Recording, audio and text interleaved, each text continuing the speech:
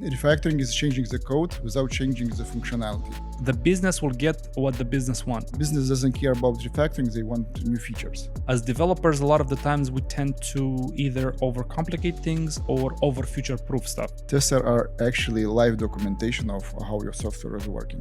Developers, a lot of the times, are not in the best relationships with the testers. Static code is enemy number one of testability. The more you try to take away from the freedom of developers, the more they will find a way not to give a shit about the product. 10% of the people are pushing 50% of what's happening. If you remove yourself from the world, there is no ego. Ego is actually loaded into you. We say you are connected, you have social media, but I would argue we are more disconnected than ever. The only solution not to destroy yourself is actually unifying with everybody. Any verbal expression is freedom of speech, which everyone should have the right to exercise.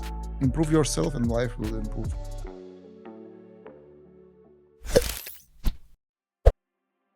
Hello and welcome, ladies and gentlemen, to yet another episode of VUnstaged, the After Hours edition with yet another special guest.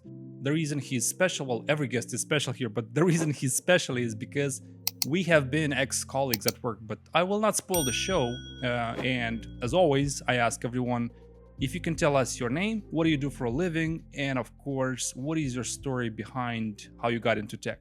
Hello, my name is Jonas Balciunas. I'm doing for a living currently. I'm a developer with a very, let's say, very strong into automation testing and integration of between application, because I found it's quite amazingly hard. And my story, how I went to tech, well, ask questions. A lot of people say like, my dad bought me like a PC, or I went into like fucking internet cafes. I played some games. I immediately knew I wanted to do, I don't know, to do programming and whatnot.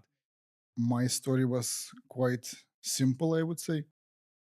I was good enough in many places, like languages, math, physics, and I decided, well, tech most likely is one of the hardest from professions. Let's go there. And I was right. If you take like the vibe coding thing, which is happening nowadays, you wouldn't say tech is like the hardest thing. Well, Yeah. vibe coding is still in a place of euphoria, and everything is easy until I don't want to open the Pandora box, because I'm playing a challenge. Like every single time I'm speaking to a technical person, the challenge is you're not allowed to say the word AI or vomit anything AI related for at least 1 hour. okay, let's do it. No, the reason I'm saying that is because I'm quite frankly sick. Like every single time you go to any social event presentation, everyone is just yapping AI. Like at some point, like you can even like put a timer on it on your watch and whatnot, and you can wait like 5 minutes before somebody breaks the silence and says AI this, AI that. I'm like, let's fucking have a conversation first, and then we'll talk about how we're gonna lose our jobs, right? Because everyone's talking about how you're gonna lose your job and whatnot, right? Yeah. Yeah, interesting story, although didn't really quite get it. Well, this was just No, I'm joking. I'm joking. a moment. You know, I love to joke. Like it reminds me of the time when we used to be in the same team, and I'm doing this not experiment, but I'm doing this recollection of events, right? I'm trying to smuggle as many people that I used to work with as possible, because it's fun and interesting how people evolve over time, how they change, see how they think and whatnot. And it's also a way to give back and to give some tribute to the people that contributed to my growth. One of them being you. Yeah. Thanks. So yeah. So it's my pleasure to invite you over and have this amazing discussion, right? Yeah. So you mentioned developer. Are you still a developer, or you're doing because the word on the street is you betrayed the developer, the development software development camp / tribe, and you switched camps. No, I'm just, let's say, I haven't switched. It was a push from life, let's say.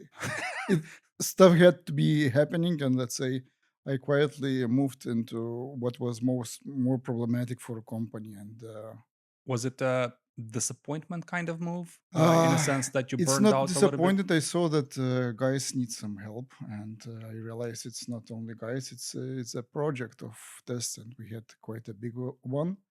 And I realized, well, if you know, I had this love of unit testing, so Oh yeah, I do. it evolved I into fucking remember that. Like, I remember the time when I'd be I think it was like the transition between you being a junior, just trying to discover what the fuck's going on in the world, PHP and whatnot. And then there's one guy in the team who's trying to push testing through everybody's throats. Like, we should always test, we should always write tests. yeah. And and then you see people around you kind of don't care, kind of want to push things fast. And you grow up, uh, you realize that you're doing a lot of repetitive work. You realize stuff breaks quite often, way too often than you wish for it to break. You realize you're slow with deployments, you're slow with releases, and all of the sudden this makes sense, right? And there Yeah. was a guy who was actually right. I was not the one who was trying to push through the throat. I just saw that, well, there It is a felt like that because nobody was doing it. That's how I remember it. yeah. Yeah. There was only a task on my side that, well, somebody needs to start it, and I realized, whoa, there is a bit more work. And then if you see why it is helping, you see that, whoa, it's a huge help, because there is always in software and development a lot of logic involved. And if you are skipping checking how it works, if it works still after your change, most likely you are in trouble, because we Yeah. are, as a species, especially right now with all the content that you can have in the TikTok, our attention span is quite low. And if somebody is distracting you, you are, there is a this context switching between tasks is very expensive. It is. And a lot of managers don't quite get that, especially when they throw in a lot of meetings in their face. Yeah. Like, they shove a lot of meetings down your throat, and then you're like, okay, I spent half of my day in calls where I didn't need to be. I listened to a bunch of people talk about something. In most of the cases, didn't even care to listen because my camera was on mute, mic the same. I was just doing some shit in the background, also known as the cocktail effect. You hear your name, you're like, oh, I'm here. What was the point again? And it's inefficient. And then you said context switching. It's true. Like, you, even when you're switching between tasks related to your job, it's still a waste in between, right? Yeah. You have, like, you are doing the task, you are seeing that there is an extra to do, you are putting it to do, and even writing this to do is already Yeah, um like, I remember the times when I was just going through like the rabbit hole. You go through one piece of code which goes into another piece of yeah. code which goes into another piece of code. Like, fuck, like, where did I start, right? Yeah. But with time, because as adults you have so many decisions to make every single second, so many things to process, to do's started to become relevant. Yeah. And you don't want to lose your thought. You immediately drop a to do in the code, and at least when you go back, when you open the file, or even like before you commit, it's going to show like, hey, you have a to do. And there's even like to do checks. Like, some IDEs will not allow to push a commit, or at least give you a warning, hey, you're trying to commit some shit which has to do's in it, right? Yeah. Which is such a lifesaver, I'll say that. Yep, it is. Yeah. So back to the testing thing. I'll maybe start the conversation with this question. Like, at what point, because the answer is obvious, right? We need quality assurance when it comes to software. Yep. Now, the better question would be, at what point, when a project is more mature slash starts to grow in size, quality in software becomes stringent and absolutely critical, and without it you can't really scale? It depends also on a business a lot. Like, does business actually care about the result? Does it care about stability of That's a your good client? question. That's a good question. And the other question from me to you would be, how do you educate business in the first place? Because business might come to you and say, hey, we want this many features delivered by this quarter. Are you in or not? And you might say, hey, it's not possible because it's going to take this much time and there's going to be regression. And they don't even get the concept of regression. They're like, the fuck? Like, why is it so hard to add a new extra window, right? You build the whole house in like a few months, right? Like, build another window, right? Yeah. But what they don't get is, because you've done, like, you've cut corners so many times, there's only so many corners you can cut along the way, and at some point it collapses, right? Well, this is exactly the point, and also I like as a project. If you have a software, I like this concept of building. So most of the time, if you are adding some in a software project, you're adding extra window. Some plumbing will be broken in a completely other building, let's say, that is very very near. Yeah, And this is like happens. for other people how it could be. You are changing the window, but developers and testers are knowing it too well. Like, yeah, this is how It it reminds happened. me of this funny incident with AWS and Cloudflare, where they tried to fix some bug in React and they fucked up the entire web. Yeah, yeah, there was this thing. Which is funny Well, how it a happens. bug in the library which is related to front end messed up the whole backends Yeah, and infrastructure I basically. heard that. Well, it happens. So yeah. I still haven't passed the moment. Like, how did you end up? You said it was a life push Yeah. that you've transitioned to testing and quality assurance and whatnot. I'm tempted to believe there's also some kind of, not fatigue, maybe a little bit of fatigue as well. Pain, let's say. Yeah, yeah. Like, Okay, so my personal pain was the one that I saw that, for example, in order for me to push a good work, there is a need of what is called refactoring. Everybody knows what is refactoring, especially our audience. The very strict word to it, and actually definition of it. Refactoring is changing the code without changing the functionality. well, in a lot of the cases, for many people, it means also changing shit around. No, it's actually no. If you are changing extra or even fixing the bugs, it's not anymore refactoring. It could be a rewrite, but very strict definition is refactoring is you are doing without changing anything, even Yeah, even yeah. even a fix. But because why we need to refactor? First of all, people are evolving, like a software evolving. And the project, when it's evolving, if the person is not already working anymore, you see that there is a code that you are familiarizing, and you have your own, let's say, feeling that there is no. Progression. This code was sitting for a lot of time, and there is a need actually clean up because the more code you are adding, the more fatigue of reading it you are having. So most of the time, what you're trying to do to get rid of redundancy. Your styles have changed. You have checkers of your style that is selling there is a mistake here, here, here, and by doing that, you are actually learning the code itself Yeah. because you are familiarizing, you're touching the fingers, and then you're trying to clean up where you touch with those fingers. It becomes already, just by removing some stuff, it becomes better already. Then you see after that, you see there is logic inconsistencies, naming inconsistencies. There is method that should be not existing. This logic can go into separate method, and then this method actually you see that it's used somewhere in other place. So the problem with refactoring always was the same. Business doesn't care about refactoring; they want new features. Why does business not care about refactoring? And what's a smart way of infusing refactoring with, like, trying to trick, in a way, the business?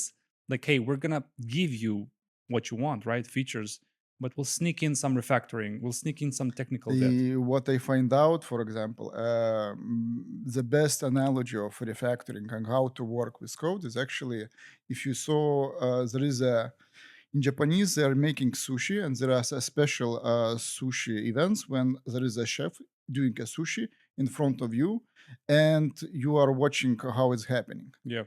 So the last thing that a chef is doing is giving you prepared sushi, and there are now tools on a table, and the table is completely clean. So the idea you are pushing a new feature when you are refactoring at the same time. Yeah, but it's not practical, is it? Why? The reason why it's not practical, imagine you were the business owner. Imagine for a second you're not thinking like a developer. You don't live in your perfect world. You don't have all the beautiful deck of cards which will break anytime. Now imagine you're actually spending your own money, right? Imagine you have your salary and you're actually burning money from your salary to pay, I don't know, 100 ants, and they'll just move tiny little pieces here and there, right? You have a business running. So obviously when you come to like you have clients to satisfy, right? You have clients which pay you money. If clients don't pay you money, you don't get money. You can't pay your employees, your business fails. Quit. So you want to avoid that scenario, obviously. So in order for you to avoid that scenario is you want to make your clients happy. The way to do that is to give them more value over time. Yes. If the client feels like he's getting more and more value and the price either stays the same or it increases, but it increases with the value he receives, then that's a good deal for the business, for the client, and everybody wins. Exactly. Now, if you are just refactoring, what's going to change in terms of what's the value the client receives and what's going to change in terms of what the business, like if the business, for example, wants to raise the price even, he can do that because there's no value added. And value typically tends a lot of the time to be translated to features, right? So let me actually now what you are telling right now about refactoring. You have this idea that refactoring is something very, very time consuming and very, very, let's say, big thing, and nothing is changing. Yeah, yeah, I'm talking about refactoring, for example, before each new feature. You are looking at the place where a new feature needs to be added, yeah. correct? You know that there is a one way. Well, you're trying to touch as little things as possible in order nobody having a possibility to add a comment for you. But if you have, let's say, a policy that in order to, before adding feature, we are refactoring, we're cleaning something, at least in the file that you are working, you need a possibility to improve the test, maybe add more cases if you know how they are working, or simplify something or move something Yeah, around. but you're Because assuming the complexity of the refactor is linear, meaning that the amount of spaghetti which you're gonna drag behind and go down the rabbit hole is going to be the same across each file. Which uh, in some cases it might be extremely simple, like a file only needs to be refactored yes, within that file. yes. In other cases, you're dragging the whole application down with that.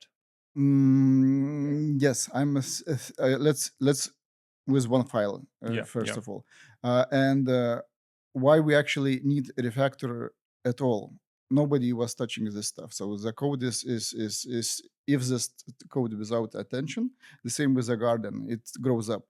And if you wanted it to be in some kind of shape, some let's say features are overgrowing the other ones, and you need actually a lot of stuff. So what I found out myself, and there was a literature, refactoring should be like a first step before you are moving into adding new features. There must be a limit how much of refactoring, but the good thing about refactoring, the stuff should work as it was. So if you are having the strict refactoring without changing the things, it should be fast. But isn't that subjective? Isn't that stylistic to the person who's doing the refactoring? What do you mean stylistic? Like you might think that this is the final beautiful state which No, it's everything not. should look like. No, no, And no. there's another person who disagrees. And then he comes after you and he's like, Yes, refactoring. We but should you refactor it again. but you need to add a feature. So anyway, you will put your fingerprints there. So it means you are taking ownership that I will do this stuff a bit better, and you don't know in advance how it will be better, because after you are adding the feature, you can find another way how to remove code, and it's still the same. No, but So what I'm trying to say is a lot of companies, especially management of IT companies, they burnt themselves a few times. That you have developers, they come in and they say, we need to refactor, this is bullshit. They do the refactoring, they're like, okay, we give you the green light, you do the refactoring. They do the refactoring, they sit a little bit in the project, and then they leave. And then somebody else comes in and they're like, this is bullshit, we need to refactor. yes, And if you're the so it's manager, not refactoring. so if you're the management and you Yeah, hear this like 2 or 3 times, you're like, okay, I think somebody's fucking playing me yeah. and we should stop this bullshit. So at what point refactoring is not Refactoring. compromised? Like the principle in itself is not Let's say compromised. let's stay with a simple refactoring. changing the things, it's not as refactoring. People are missing that changing things and refactoring is too. Yeah, but you are changing things when you are refactoring, aren't you? No, I'm talking about No, well, I didn't strict mean stuff. logic. You're not changing the logic. The logic works the same. Yes, That's fairly yes, understood, right? yes, We're on the same page here. yeah, What I'm saying is you are making changes happen yep. while keeping the logic the same in terms of how it works. And what you're changing is just stylistic. If you were to ask 100 developers whether they agree with your refactoring or not, most probably more than 50% of them will not agree with that. Not because they don't like your thing, but because it's a bit stylistic. Well, when does stylistic goes into design and architecture? So I would agree with design and architecture, but the problem with that is as developers, a lot of the times we tend to either overcomplicate things or over future proof stuff, right? Okay. So we might have a problem in 100 years, but we don't have that problem now. Yes. And you think this needs to be refactored because at some point we'll hit 1 billion users, which most likely for some businesses will never happen. So the problem with like inevitably that architecture will be good, right? You can say that we should do refactoring because at some point this will happen. What if it never happens? What you've done in the process is you've wasted company billable hours for doing some stylistic stuff, which a lot of your peers might not even agree with. Like, how do you even This is why how? you are agreeing about the style. This is why you are telling that this is the patterns we're using, and let's do that. And you have let's say you need to back up why it is better than that, why this shape is better.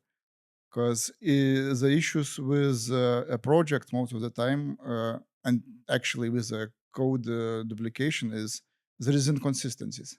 A very long time ago, this was a copy pasted. Now it's almost this, let's say, different thing, and you don't even can track it that it is the same code that. But that's normal. I would say. I would say the best initial abstraction is copy pasting. Then you For two see. times, yes. For Then a third, no, fourth, it's that already. that's the keyword, Yeah. the initial abstraction. So before you think of what design pattern should I use for this specific logic slash feature, let's just make it work. And then you start seeing patterns. Like you start saying, okay, this is repeated this and there. Maybe this can be abstracted a little bit so that it works in other places where it's somehow the same, somehow works the same. And then you start bringing this idea. But I would like, if I were to be part of the management, I would argue just inconsistency alone is not enough to justify refactoring. And what I've seen from practice is typically you push the gas pedal for refactoring very hard when things are no longer possible otherwise. Meaning you can no longer, like, you've hit some kind of dev spiral, and from this point on, we're only going to hit regression after regression if you don't do it. Yes. So getting back to the analogy of making sushi, why not to work in a kitchen always ready for work? So this is why you are going for a standards. You are agreeing for a style. So you have a automation tool that is improving the style as you go. Automatically, you hit save. It's done To in use that way. that clean kitchen analogy, the question I guess what I'm trying to say is the question is how often you should clean the kitchen. Always. Do you clean after every single meal, or do you clean after 10 or 15 meals? This is what I discovered should be done all the time. Because if you're not cleaning, if you are aware that there is this hanging stuff and it's like, well, let's do it another time, it means that you're not going back to it, or there is this need of a ticket and so on. And the issue with tickets always the same. If you're working on one, there is another, there is third, and if everybody agrees, let's have a nice kitchen, this is almost the fastest ways to push new things. Uh, with the software, there is this thing. We're not writing code. We are writing actually abstraction of reality, let's say, especially in a business. Yeah. So when the model is changing, if some new data is coming, you need a new the model also needs to evolve, and you need to rename things. You need to change them because if the model is completely different, what the reality is using, what business is using, what people are calling things, you have a conflict that will be costly. So software is a very, very strict specification that is telling, well, this is how it works. And But at the same time, it's very fragile. It's like a deck of cards, and you call them abstractions. And the moment you slightly interfere with the reality, you basically destroy the deck of cards from the very bottom, right? it depends how you're doing, because, well, mm, there is always need to evolve. Things change. People are leaving, and then you are coming to the place where you see that the thing that was called a name all the time in other places is always called title. It's synonym, but you are actually deciding, should I leave it still name, or we are replacing it everywhere title, so it is consistent. It's a little thing, but if you're reading a code and you're not a machine, it is a little, let's say, trickling of your energy of attention, like title name. You're seeing that we are calling a set title, but it's actually a name is coming. So why not to rename title and go on with that? Yeah, I always have issues with, and there's like a saying, like there's like three infinite words. It's like naming, separation, and there was another one. Yeah, there are only two things that is hard in software: naming and deciding when the cache is I, invalid. w- I even heard like Primogen, I think.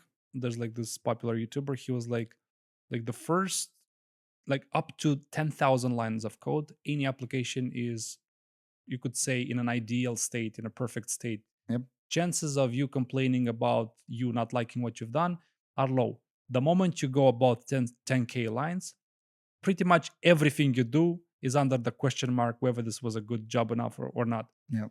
And I find like no matter what you do in software, especially, like with time I understood this principle because I was extremely passionate. This is bullshit, that's bullshit. You don't want to understand things, you don't want you, like you don't care, you think this is the proper way of doing things, right? You grow a little bit and you understand, as you said, software is an abstraction of reality, right? Yep. And with reality, a lot of the times you have to make compromises, and I understood the same principle about software. Like every single time you have to implement something, there is no such thing as free lunch. Yep. If you're getting more of something, you're going to get less of something else. Yeah. So If you you're can't. having more of speed, there will be more Exactly, yeah. mess. So you have to prioritize what's the poison you want to stick with for the time being, given your context, model, business needs, and whatnot. So everything is a compromise, right? Yep.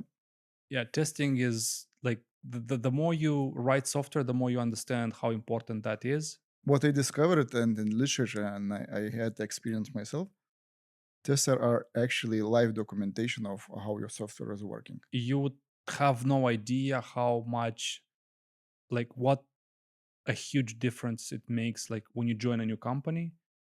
If you start just reading Confluence docs slash the actual code, how hard it is to integrate versus when your first task is to add some tests or change some tests. Yeah. You immediately get familiar with business, with code, with how the code works, how the code should work. Maybe the code is buggy, maybe it lacks some things. From tests, we can Yeah. actually decide how it may maintain. If a test has a workarounds around some stuff, it means tests are telling that they made a compromise and now they're paying a little price there. So yeah. Yeah, about tests though, like there's value in testing, not gonna lie. I really appreciate when an application is trying to maintain a decent level of coverage, right?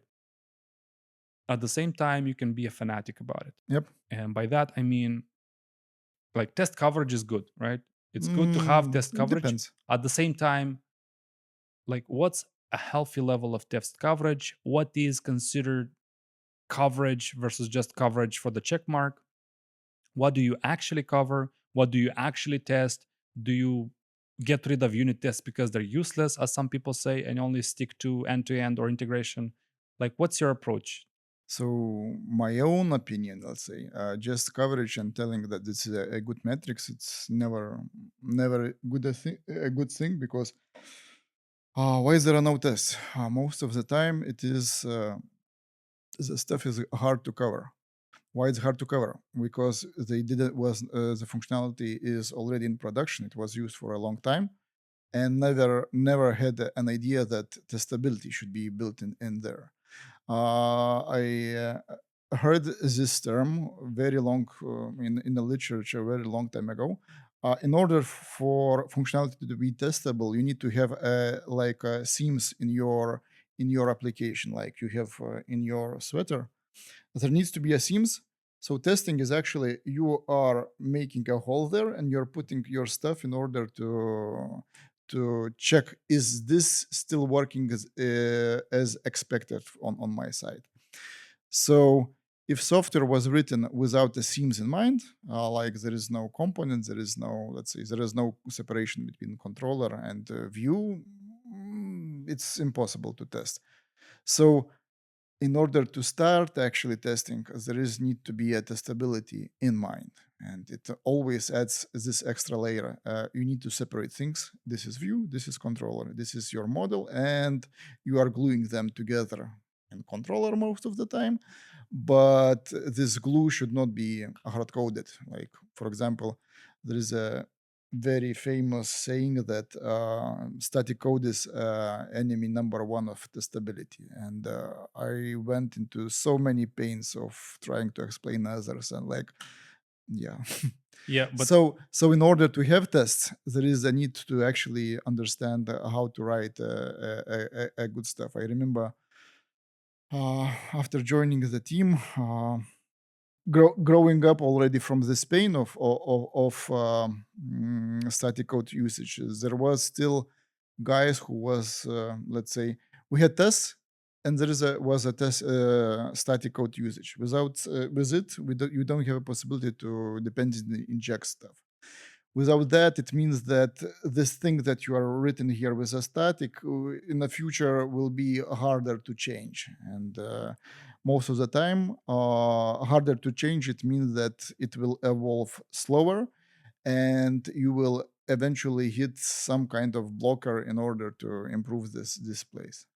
So you yeah. said testing a lot of the times is not done because it's hard to test. Yes, Would you coverage. I was talking about coverage. would you say it's rather the problem is a bit different? Maybe because how do you even get to testing in the first place? Like you have a business, they want to start something, put it out on the market. Yep. You want it done fast, and the problem with the word fast is a lot of the times the compromise is quality. The compromise is we just put shit on top of each other until we end up with the feature we want, right? Yeah. And the problem with that is the code becomes untestable by nature, right? Okay. So would you say the problem is it's not testable, or the problem is maybe from the very get go there is no mentality for, or there's no like adoption of testing? So you are hitting right now my pain point why I moved to test and stuff. Uh, there was this pain understanding that the test we were having, and this was a functional test, they will put us into quite big trouble because they was getting in such a not very good shape. It was hard to maintain already, and this is tests are actually a code, and tests are experiencing the same, let's say, the same illness that the code is experiencing. If you are not cleaning up, and if you are improving, if you are not finding a new concept there, you are putting things on top, and later somebody else more experienced will need to clean that up. So what I found out, I went into topic what is called CICD. Everybody saw those letters, but I went for 2 years. I was studying it. First, I was a bit skeptical. No, no, no, it can be that. And then there was this realization. Wow, so they are solving a lot of developer related and pushing to production problems. And most likely, I'm still believing this is the best way to do. So the idea there is, mm, in order to push fast, it needs to be good quality. At the beginning, good quality is costing you more. But if you are reaching some kind of level of good quality, if nobody is actually putting on top the layer of, let's say, There was a logic. Let's put other logic to actually cover that. If you are pushing a good code, everybody is agreeing about models, about naming, about things how they should be called. It will be having a consistency. So, and those discoveries, for example, of new models on of new reality, let's say new model of mimicking model, they are much more tuned with reality. So if you see that things need changing, you are maybe agreeing with colleague, should we already rename it, and you are doing them on the fly. So CI/CD's idea is you don't have a ticket where everything is done about feature and you're pushing.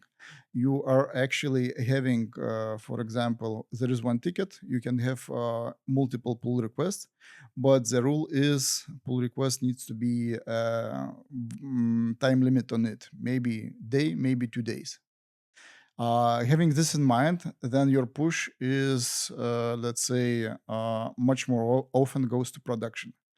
And this type of pushing of your pull request into production, especially if you need to have a refactoring before you're adding a feature, this refactoring is gets pushed to production. You have a feedback from production that things are still going fine, even though you made a refactoring.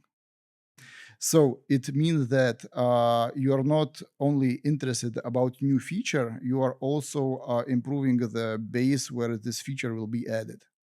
Yeah, that makes sense. However, I was more thinking about this idea that, like, a lot of the times stuff goes south, in a sense people don't care about testing, and this having this testing mentality is because we rely that everybody will adopt a healthy and normal software engineering practice, which is not likely the case. People are different, people are lazy.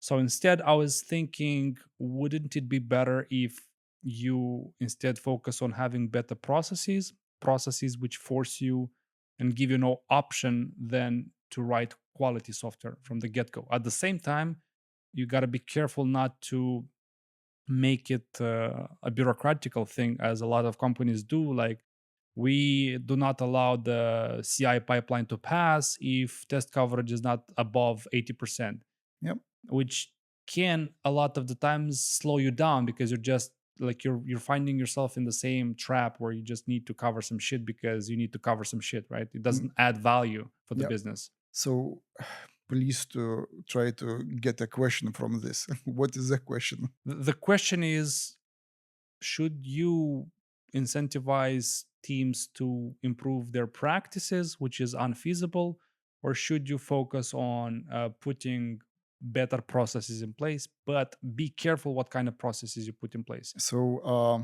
what I found also in the literature, especially with this CI/CD, mm, you could give developers a freedom to actually push faster and harder, and to when they are mess up and they will mess up to recover faster, or you could start to micromanage and add those processes.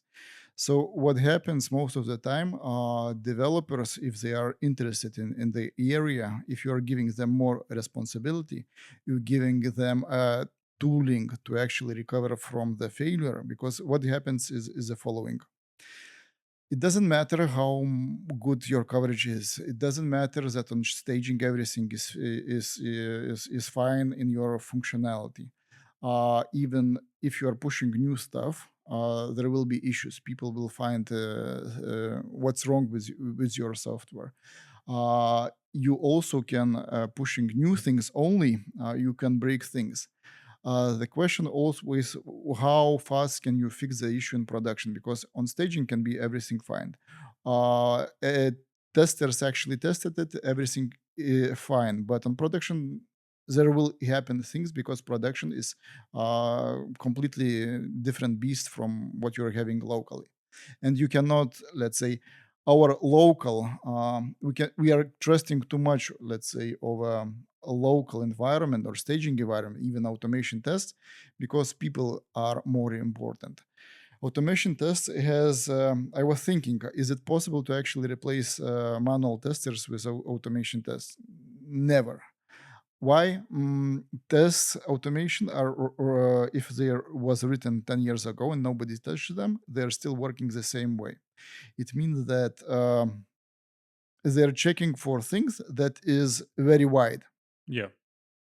People are always good on focusing on one thing, especially if a new feature is coming. A person can test it very thoroughly. The problem with for a person to actually test it, if you're adding this balcony into your building, trying to check all the plumbing because you are not expecting the plumbing is going to break and not work. But you have like smoke tests, you have like even like if you take integration tests for instance, you still like check a feature top to bottom. Of course, depends on what protocol you're using, what kind of feature is behind. Is it a batch processor, a worker, HTTP API, gRPC API? Like it very much depends what's the interface of communication, but you get some kind of input output type of thing, right? Yes. So automation tests are very good. Checking is the bigger picture is still fine. Even though tests are not reporting anything, it doesn't guarantee that there will be no regressions Of and course, yeah, yeah. issues. So tests are only showing that, well, from our knowledge, from what we are now right now, for all the changes that was pushed to develop, still is fine, but people can find it. People on testing side can find it. Developers can find it. People on production using the product can find them. Always the question: can you fix it fast enough in order not everybody to find, but only those few who started to use this new feature? You say that quite often, like fixing stuff fast enough. Yeah. Have you been in the position where fixing stuff on production wasn't fast? Eh, You sound like you talk from Yeah, experience. yeah. No, I hopefully my not hopefully, but I was lucky enough not to fix the issues on production On yet. Friday. Yes, especially on the Friday or let's say those issues are rare on our project. Like it's very nice that they are, but they are will happen eventually because it's not possible that there is no. In CICD, what they are suggesting, even a metrics, how fast you are recovering from a quite major stuff. My finding in CICD showed that this it's not only about techniques, it's also about culture and about caring about the project.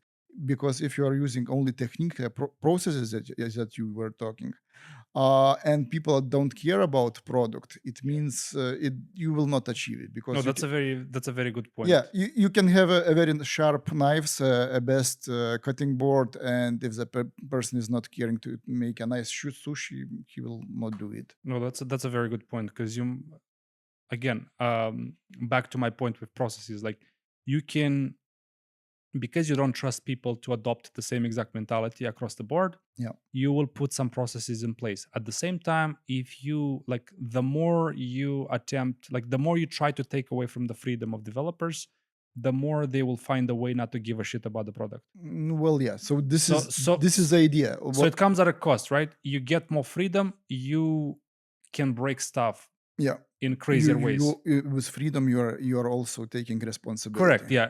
You have a bigger degree of responsibility. At the same time, you don't want to introduce processes which introduce so many blockers, as Of I course. told you, like you have companies which rely on coverage and you have just coverage for the coverage. And then you look back, you zoom out and you ask yourself, like, why are we doing this? Is that adding value to the business? Do people actually care about that? Do we do it for the developers because we don't trust them? Or do we do it just because? Like, what's the intent? Yeah. This is yeah. People have like various opinions on testing, what should we test, what shouldn't we test, and whatnot. Like there's this like word on the street that people, like some people would advocate that unit tests are useless, let's only focus on integration tests. What's your thought and opinion on this one? I found myself, for example, for a very long time, I was thinking that I'm quite an agreeable person. Are you not? I'm quite, let's say, strict. And there was a point in my life when I was reading books, especially one of the first of those high achievers. It was Million Dollar Habits by Brian Tracy, if you Yeah. know this one.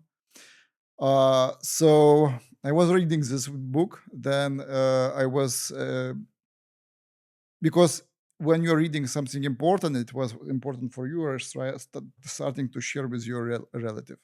So I was explaining those concepts to my mom, and then I picked another book, and it was actually explaining the same thing from a different perspective.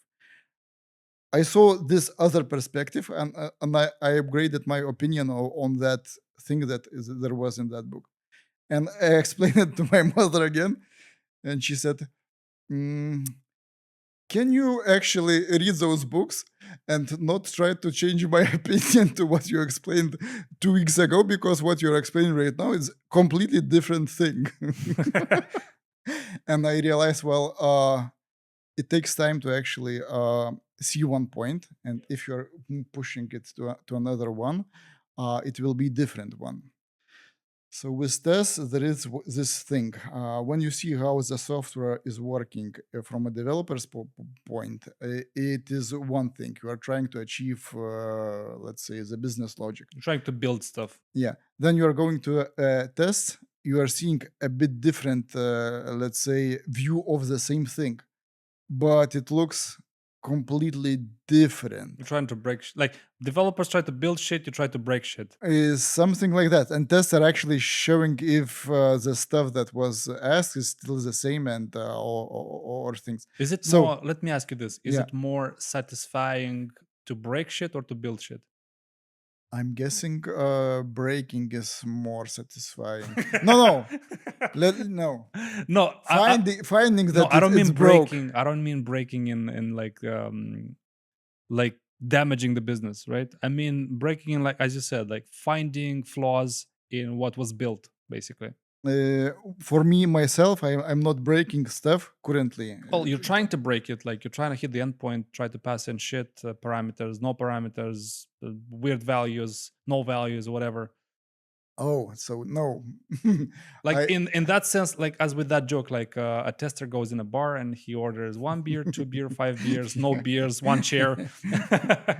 Yeah. So I haven't changed, let's say, my careers as radically as this, because I cannot do testing as testers are actually used to do, because I have this transformation of a mind already. Not transformation, but what is called. Are you more empathic with Uh, developers? I would say so, and I would think that, well, it would be break, and for me, it's already a stopper. Maybe I should not even do that. So what current in my current position we are done already. I help the testers to rewrite the testing stuff we are doing. And by learning what the problem with test was before, they were able to push a lot of things, and they are doing a great job. Do you like there's this not notion, but there's this idea that developers a lot of the times are not in the best relationships with the testers. Uh, Is that the case for your team? Not really. And does it have to do with maybe the level of empathy you have towards the development team? The problem is always like not developers, but the problem is always like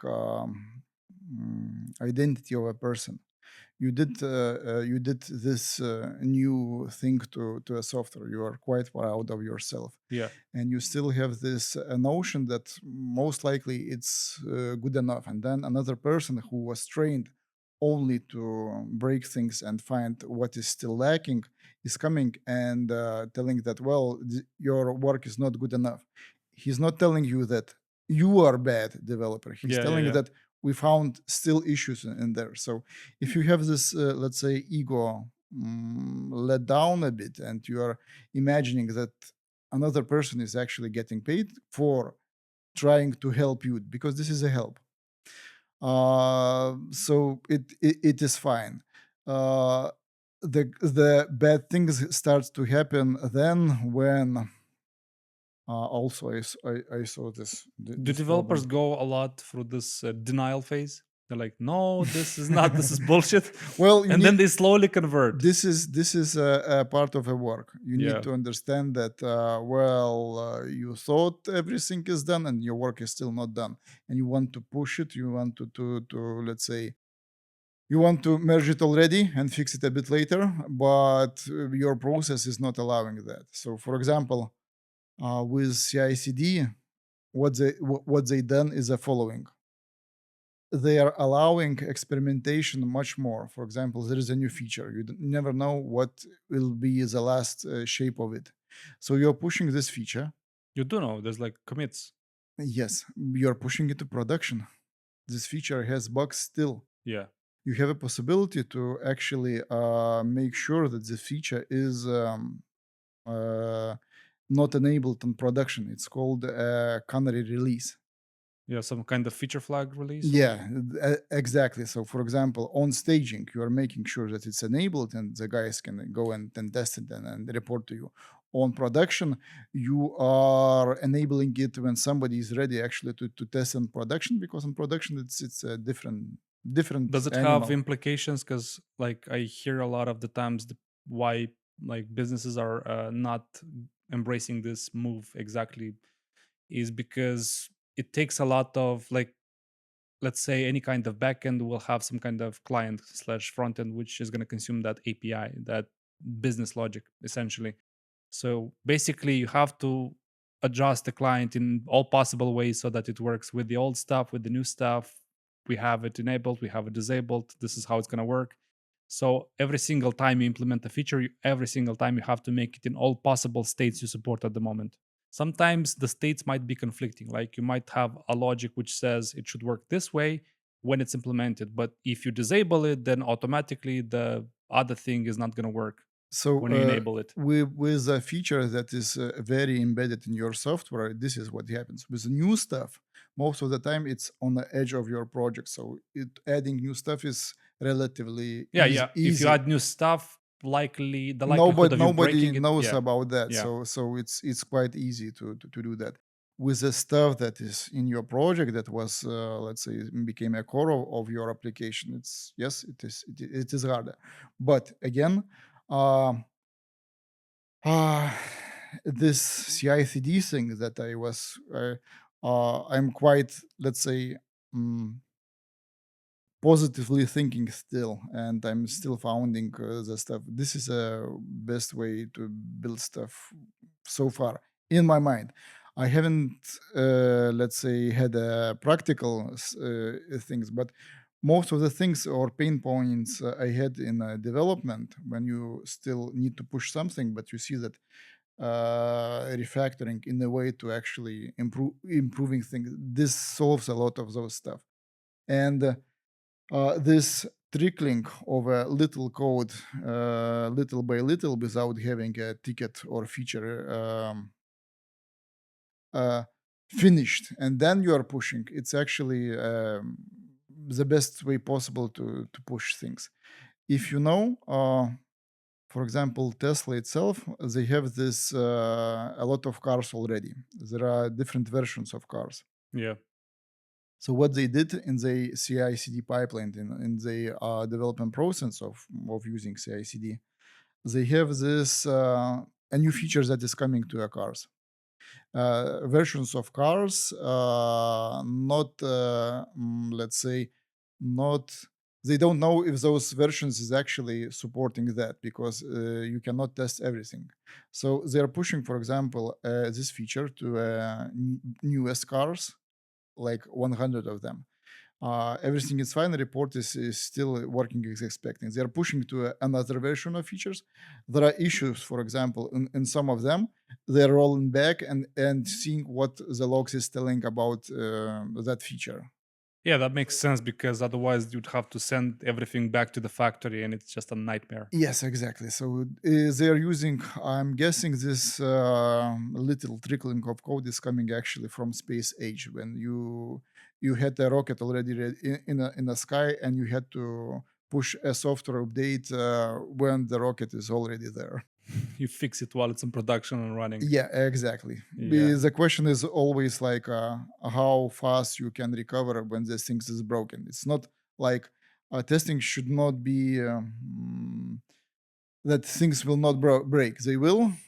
Yeah, I How? mean, I would say this is like a practice. Again, we go back to the processes. If you have processes in place which allow you to iterate fast, even though Yeah. at the expense of you breaking shit faster, it also allows you to fix things faster, right? Yep. Exactly. So you could be like, I don't know, what's your opinion of like the philosophy around like deployments? Are you the Google kind of person where you take every single moment and minute to fix everything and make it out perfect before it goes to production? Or are you the Facebook kind of guy where you're just gonna push every single day a lot of shit, but it's way more frequent in other way?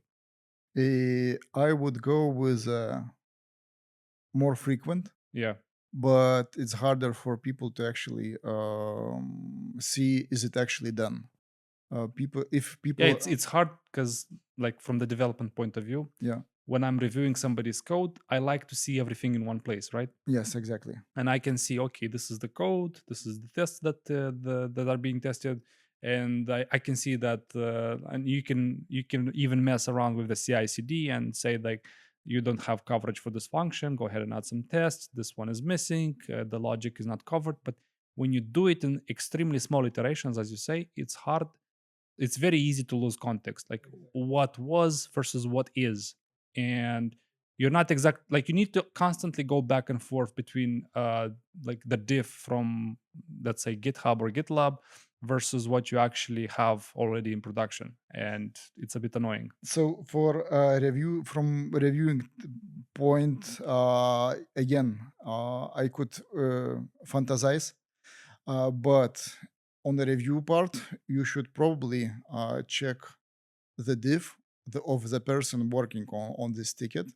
There should be some kind of tooling where you are checking his change. Is it still Yeah, but you don't see, like when you see the diff, what I mean by that, like when you add small incremental changes, you're gonna see the diff plus like 5 or 10 lines above, 5 and 10 lines below.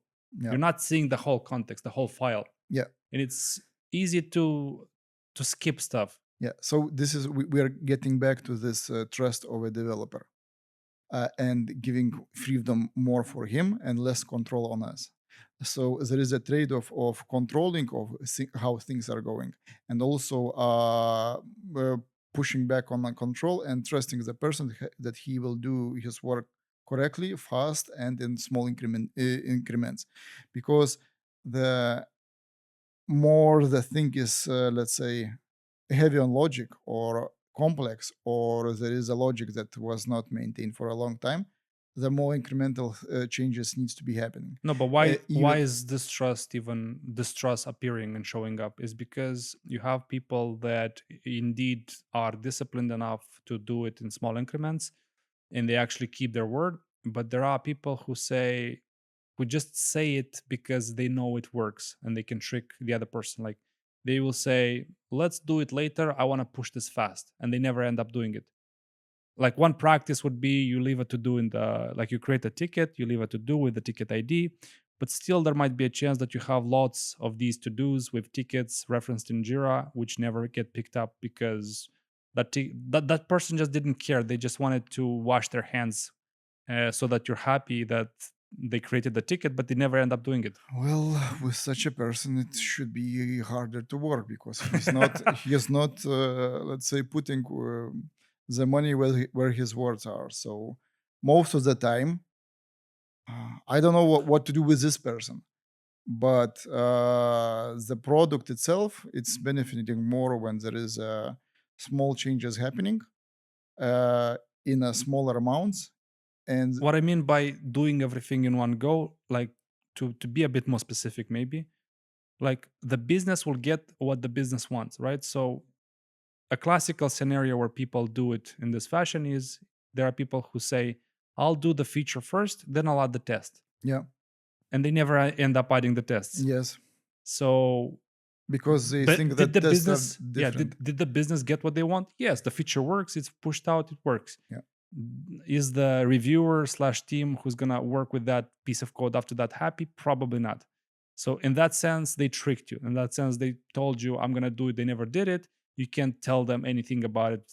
At the same time, that you have no process, no practice, which enforces them to write the tests as along with the feature. So you kind of let one slip, and you then let more slip, and then you have a lot of code which doesn't have tests. well, yeah. It Yeah, always what problem you actually want to have in the future.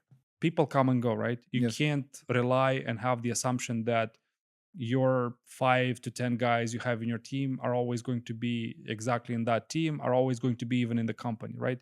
You should expect people to leave the company, you should expect people to be swapped around and switched around in other teams, right? exactly.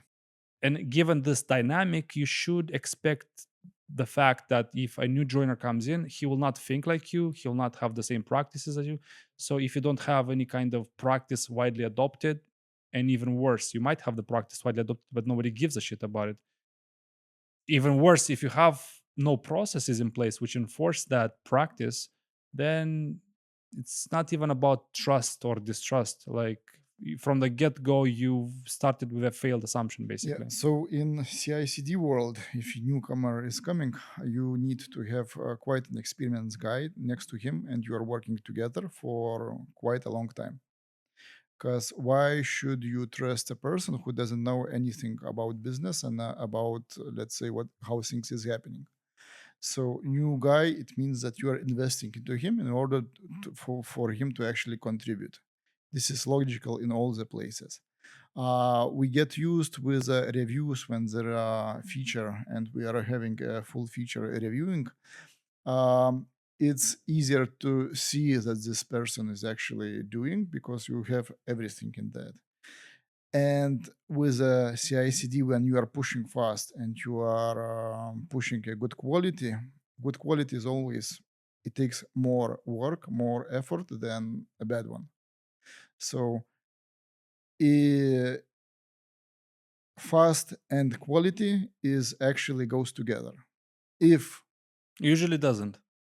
yes, I'm telling right now what I found, like why they are pushing so much on good quality and fast, because the only place you can push fast is when everybody actually agrees about things called, they are consistent, there are tests, there are, let's say, places, dark ones, and you are actually investing time and cleaning No, up but them. my And point is, if you make stuff optional, yeah, then people have the option not to do it because yes, it's optional. yes, Yeah. those persons are stopped growing, and somehow they need to be, let's say, Like, what's the automatically balance? punished for it. Yeah, what's the balance between people being forced, meaning developers, being forced to adopt certain practices because this benefits the company, the product, versus, okay, we're not going to touch their freedom in this sense because it's a bit of micromanagement. Yeah. So it always comes to what are you focusing on. There are people, for example, in your project, let's say that you have 100 of them. 10% of them is actually contributed most of the time 50% of a product, correct? I would say so. Yeah. So 10% of the people are pushing 50% of what's happening. And there are people who are, let's say, needs control. There are 10%, and most of the time they are less than 10% of contributing to the code, because 90% of person already having 98% of stuff. No, but So that's not necessarily the right assumption. I would disagree with it being available. Like, I would say this is the assumption if you take product companies, right? yeah, Everybody kind of cares about the product, and the product doesn't necessarily change. It's not like you build, it's not like startups, right? Where you're a contractor, you go come in, you do the whole project for like a few months, you throw it away, you pick another project, and you start the same thing all over again. In that sense, it doesn't, like, you try to optimize for speed. You don't care as much about practice. With product companies, you're working with the same code. It's also going to be you the next year after that, if you plan on staying in the company. So it's within your best interest to actually contribute and improve everything, right? yep. So what I'm telling is, if you're focusing on the persons who are bad, you're actually wasting a lot of time of your own. You should actually help a person who is good to be faster with a better quality. And this is what CICD is about. If you have a person who is lacking in skills, you need to actually make sure that it is somewhere in the middle.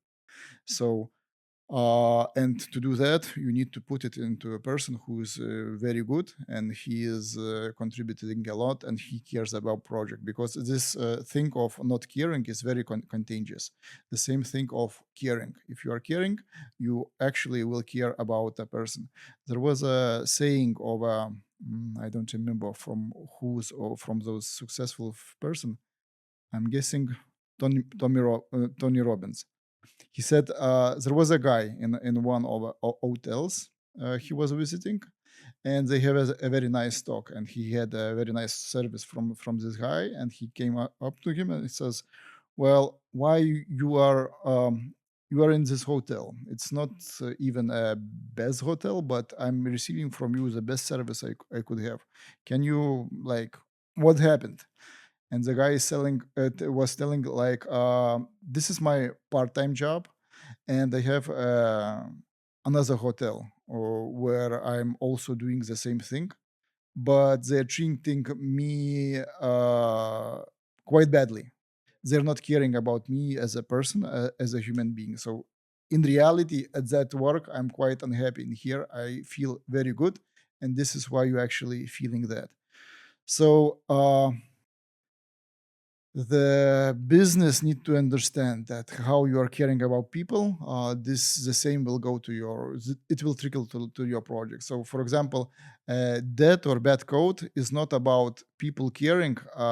People are was in frustration at that time, and what I found about software development, most hardest thing is actually taking pain of understanding the thing. And you can when there is a bad code, there was a push, was a rush, you actually can feel that, well, they are not putting let's say all the best energies there could. And there was a now you are dealing with that, but you can understand that most likely there was a deadline. Maybe the person was in trouble emotionally. Maybe he wasn't not good enough and he never had a chance to return it and to so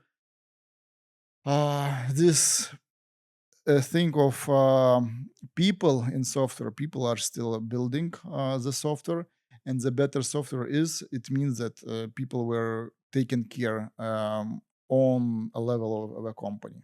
Like somebody was caring enough for them to ask, guys, are you in a good shape? Maybe you take some, let's say, 2 days not to burn out, and you will get back to that. Because the more you mentally, physically, and emotionally stable, the more product you will get, because you need to hit this attention. And I'm guessing a lot of companies are covering and treating putting fires as a normal work, and it should not be happening like that.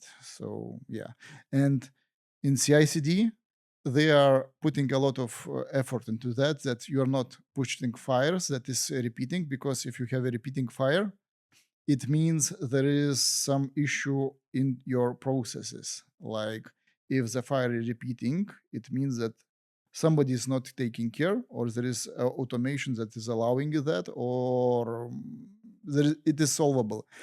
If the problem is repeatable, most of the time it has a solution that is not obvious. You need to dig a bit deeper. And yeah.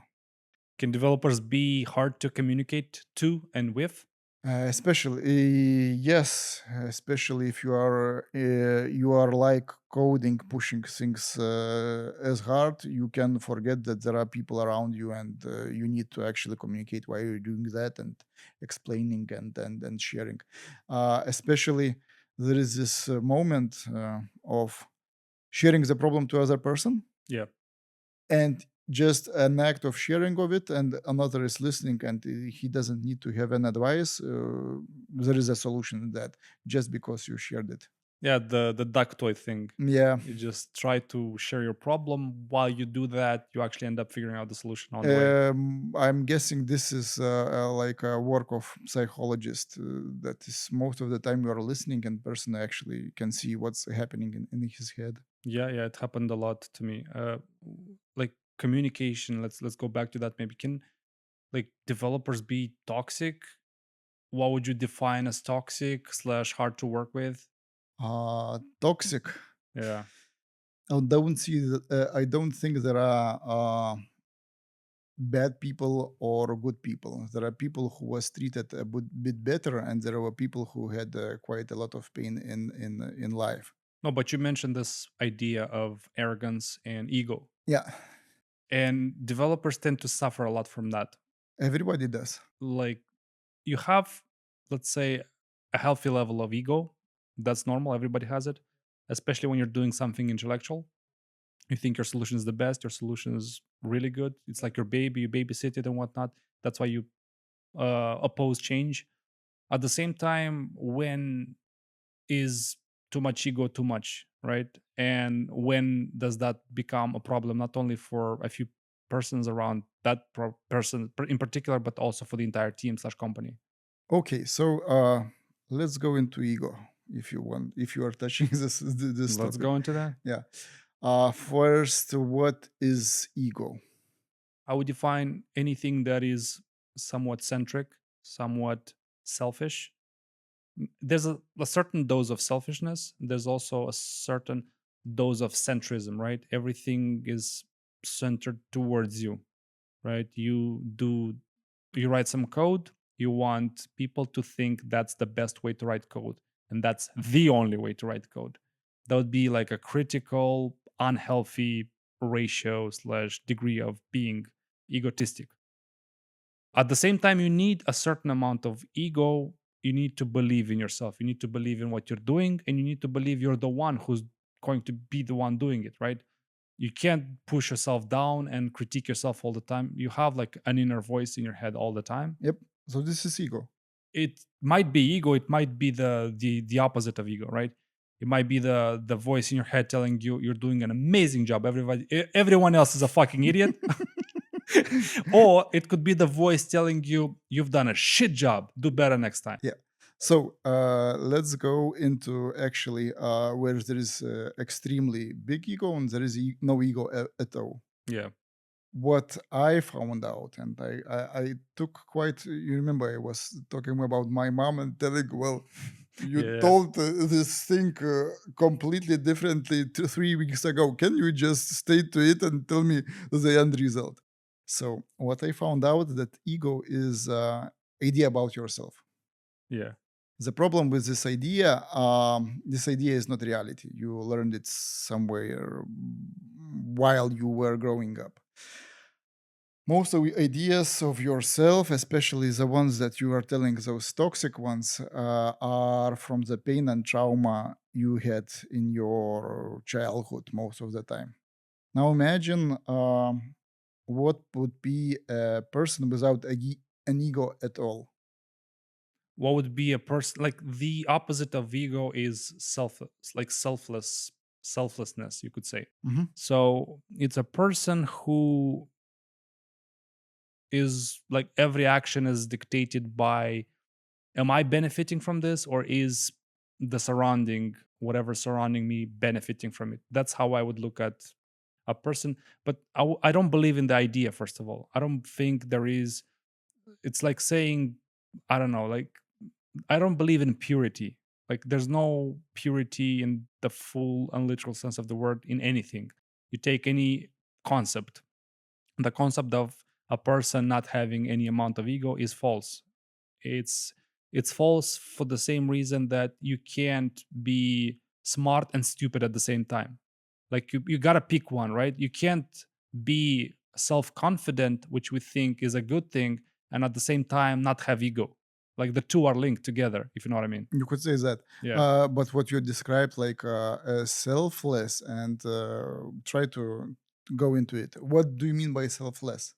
Again, how I defined ego. I defined ego a very centric view of the world. Yes, and opposite of having no ego at all. What would The be? complete opposite, 0% ego, would be everything is outwards, everything is not centered, everything is pointed towards everything else but myself. Mhm.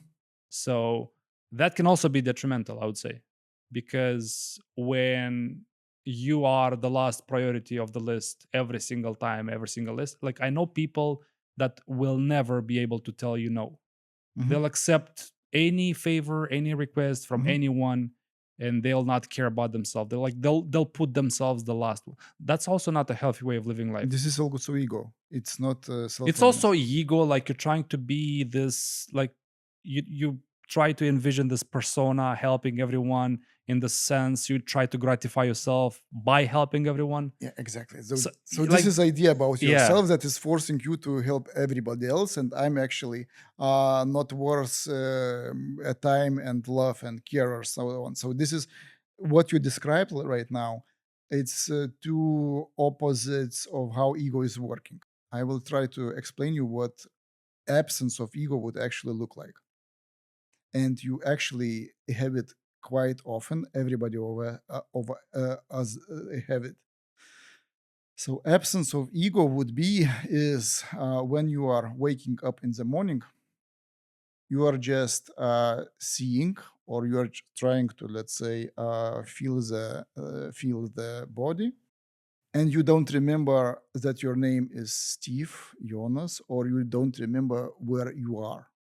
This moment, when you don't have idea of yourself, but you have a feeling of a body, there is no memory yet loaded. Have you had this experience? I haven't had this in particular. Like I have the state where I wake up, but I'm not fully awake yet. In a Yes. sense that you're trying to finish a dream, if you know what Yes. I mean, Yes. and the dream is kind of finished. Yes. But So this moment, this very little moment, there is no ego loaded into you yet. yeah, but I But you are present already. yeah. Maybe you don't remember what's your name. You don't So is remember it what like a you are. bootloader type of thing? Like the moment you Ego, boot ego, up, ego is actually loaded into you. so the moment it's like a PC. Like the moment it boots Exactly. up, that's when you are awake. And if No, you're no, awake, no. You are awake at first. hold on, no, but you're okay. You're awake, Yeah. and then Memories because are you're come. awake and you think about yourself. You don't think yet because at that moment there is no memory and there is no thinking yet. No, but And for example, the same happens when you are actually in a flow. You know this state, right? yeah, when you're You are super, forgetting completely about yourself, about idea. Things are happening, yeah, and you are actually observing them more than thinking how to do it. Like they are happening automatically. So this is where the ego is not, let's say, is lowering as possible. So yeah. No, now that I think about it, it actually makes sense. And like, if you try to define ego, ego is idea about yourself. self, basically. No, no, no. Like Well, everything is around the world. So the world is around yes, yourself. yes. So if you remove yourself from the world, there is no ego. In the Uh, sense, like the example you gave, that you wake up, you're not fully conscious. yeah, the same happens. Technically, there is no self yet. There is you who is conscious that there is. So Uh, the moment you become aware of yourself, that's when the ego starts to kick in. yes, exactly. Yeah. So is the same happens actually before going to sleep. There is this very little moment uh, when you are still not sleeping. You forgot already everything. Your mind maybe chattering in your head is already down, and there is awareness that you are going into absence, complete absence. So this little moment of going to sleep, everything already reloaded from you. There can be thinking, but you already don't think that you are male, you are that, you are this, you are those, and yeah. Yeah, but let's go back to this idea and like the corporate world and whatnot. Like what's, because we touched on the healthy amount of ego, right? Yeah, yeah. a good amount of ego everyone has, and what's something which most people can deal with? This pain of toxicity coming from having a person who was hurt many times, and he put in his brain a mechanism of, let's say, uh, there is no bad person. There is the hurt one that it happens to grow into the person that you're seeing that he has an ego. How to solve for a company? Most of the If you ask time, any manager, yeah, most of the time they'll just say get rid of them. They're too bad for business. They're too bad for the team. y- That's the answer basically. you could say that Yeah. there is a saying like especially in a business of repairing the shoes. There was a company, I don't remember the name, but they decided that they want to scale, and what they found out that it is much easier to find a good person and teach him to be a good repairman than from a good repairman to make a good person. So yes, could be like that.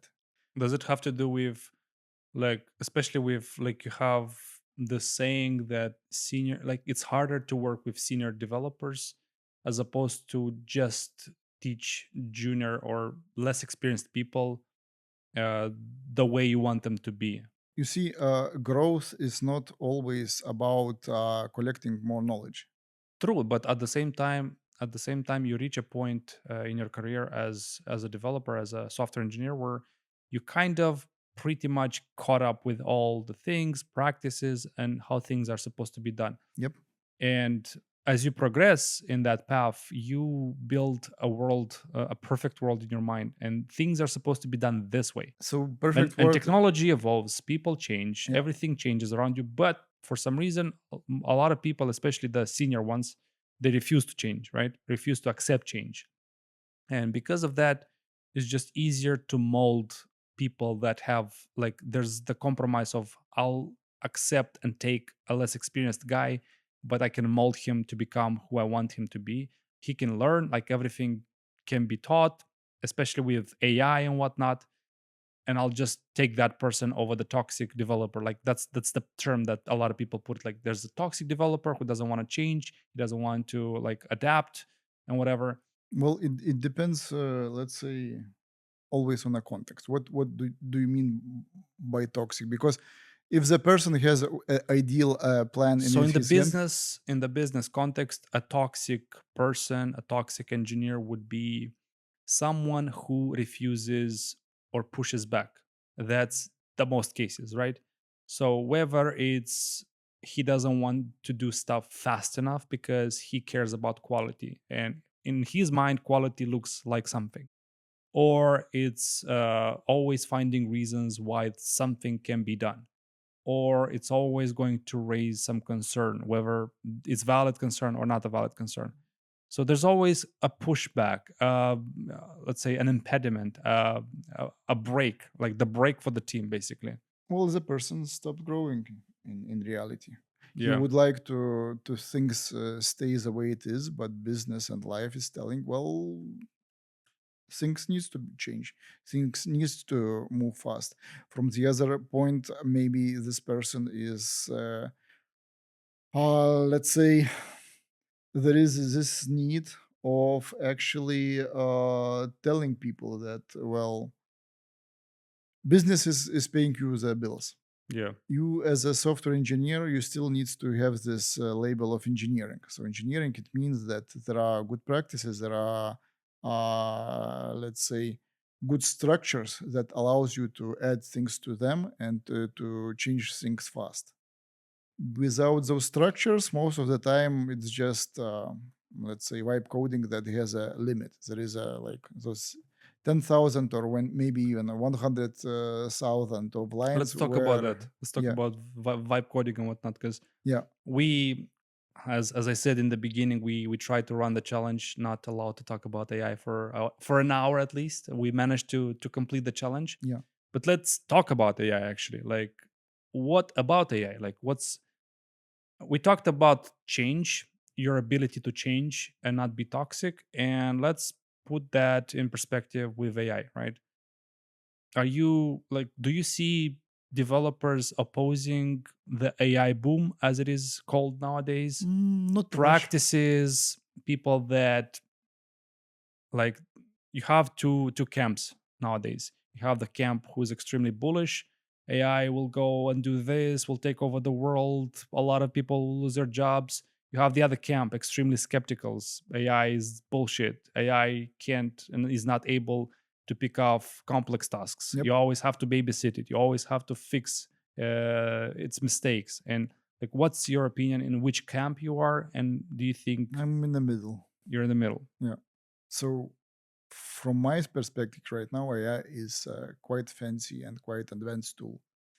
But as with a sharp knife in a sushi doing, it doesn't solve without a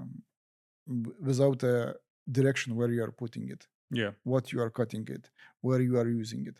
Just to tell that AI will do everything for you, well, it means that business doesn't need people who are technical. It means that they can do to tell AI do this thing, add this A lot of feature. businesses advocate for that. Like, we don't need as many Yeah, people. We will do more with less people. is this sustainable to actually put everything to AI? Who will you ask for? Let's say, uh, when things will break, because they will break. It doesn't mean it doesn't need to be only people or only AI. Things who will be fixing there and fixing the issue that needs to be fixed, because if the issue is complex enough and you, let's say, you are quite naively were thinking that only AI will solve. Currently, AI is multiplier of your skills. This is what I see. Long time ago, multiplier of your skills was paper with pen, and there was, let's say, a panic that if people will start writing everything on a paper, there will be no memory. People will not memorize things. Looks like we grown up from that. The same was with phones. Everybody started to write the phones, and nobody remember it. And then there was a computers. Before that, well, we thought there will be three computers, and it will be enough for all the world. And Yeah, but would you say we're facing a new kind of challenge? The challenge. So let's of say, course, let's take the phones, right? yeah, We are the generation which started growing up without any phones, any computers, and whatnot. We kind of experienced both worlds. Like, we went out in the yard, we played with the other kids, yeah, we experienced the IRL life a bit more. And nowadays, you have kids. They grow up. Basically, they start growing up and experiencing life with phones, technology, and you can see the effects of that already. You can see the level of attention they have. You can see the behavior, the way they think, the way they do things. You can obviously see a shift. Like, yes, we got this technology, it's not going away, but it affected the way we are connected. Like we say, you are connected, you have social media, but I would argue we are more disconnected than ever. exactly. And at the same time, like, you had this industrialization, and a lot of people say we are experiencing a industrialization 2.0 process where we are moving away from the way we scale. We are able to scale software. So if software and work in general, Yep, at least digital work, the way to scale it was adding more people, throwing more people at it. Nowadays you can multiply, as you said, the amount of skills by having maybe the same amount of people, but multiplying that output, that signal, basically. yep, But on the contrary, you also have the hypers. You have the hyper trained people, right? People that believe, fuck people, I'll replace everything with machines, and I'll completely rely on machines, and people in rare cases will be needed. And like, I obviously see progress across the board. You have new models, they are kind of getting better. You have companies competing for whoever's going to push out the latest innovation and whatnot, countries even competing. You have regulation, things are becoming more stable, settled, safe to use and whatnot. But then at the same time, you kind of see what those big companies are saying is partially validated, whether it's true to the full extent or not. You see the job market suffering, companies not hiring as much. You see juniors struggling. Like, how do you even hire a junior nowadays? Like, I see a lot of people saying, and they're telling me to my face, like, why would I hire a junior if, for example, I'm a project manager or a product manager? I know enough about products, I know enough about requirements. I can just vibe code it and build a product. It's probably going to be a shit product, but I'm going to go to my clients. They'll probably buy it. I'll probably get some investment. Then I can hand it over to a senior. He's going to fix my shit, improve the product, and I have a company that I've grown from scratch by myself without any juniors. Yep. Yeah. What So is the question? the question is, what's the challenge? What's like, if the challenge with the technology is how do we like, the challenge with the technology which we got is obviously connectivity. People are more disconnected than ever. What's the challenge with the AI boom? What's something we should be expecting in the next The, 5 to ch- 10 years? the challenge as always was natural intelligence. Yeah. Do you know enough about yourself? In what sense is that gonna preserve, because people still, like, we still don't live in this utopia where you have general person income and everybody is given a budget and they can spend it on whatever. Yeah, I'm not sure you if st- if it's coming because I don't this promise is coming from people who again, accumulated a lot of wealth. I Let's don't say believe that's the case as well. That's why I'm saying people still rely on productivity. yes. Productivity meaning you have a job, you are consuming the products and services of another person who's selling them, and you have the circle of productive people. Now, if you have less job security or you're not able to preserve it to the same extent as before, then as a result, everybody will suffer. You will not be able to have a salary. You will not be able to buy groceries. If you're not buying grocery, there is nobody selling grocery. If nobody's selling that, then like you have a chain reaction, So which turmoil is guaranteed. This is a fact, correct? tomorrow is never guaranteed. Not tomorrow. Turmoil. Turmoil, yeah, yeah, sure, Yeah, sure. there will be a lot of waves regarding that. Now, the challenge is actually also guaranteed, and what is surviving, there is like a business is what I see in a business is also it is a mimic of a nature. If a wave comes to a forest as a tsunami, some trees will go away, other trees will have extra space or that remained where to put their own children. No, it's Darwinism 101, more actual than ever. Like the survival of the fittest, the survival of whoever is able to adapt. But the system itself, if you see, it is as a capitalism, it needs to be more humane. Let's say there is a lot of push from socialist ideas like But we already live in a socialist Europe. Europe is uh, socialist in general. uh, yeah. So let's go to what's happening. So waves are for sure there, and we are putting so much effort into artificial intelligence with that we are forgetting about natural intelligence. What is that? Natural intelligence, what you see is there is this point of ego. Yeah. Everybody is accepting ego is, well, let's say, it's all you are. But I showed you this little moment before going to sleep and going, let's say, waking up. There is no ego at that time. And this is a real natural intelligence happening.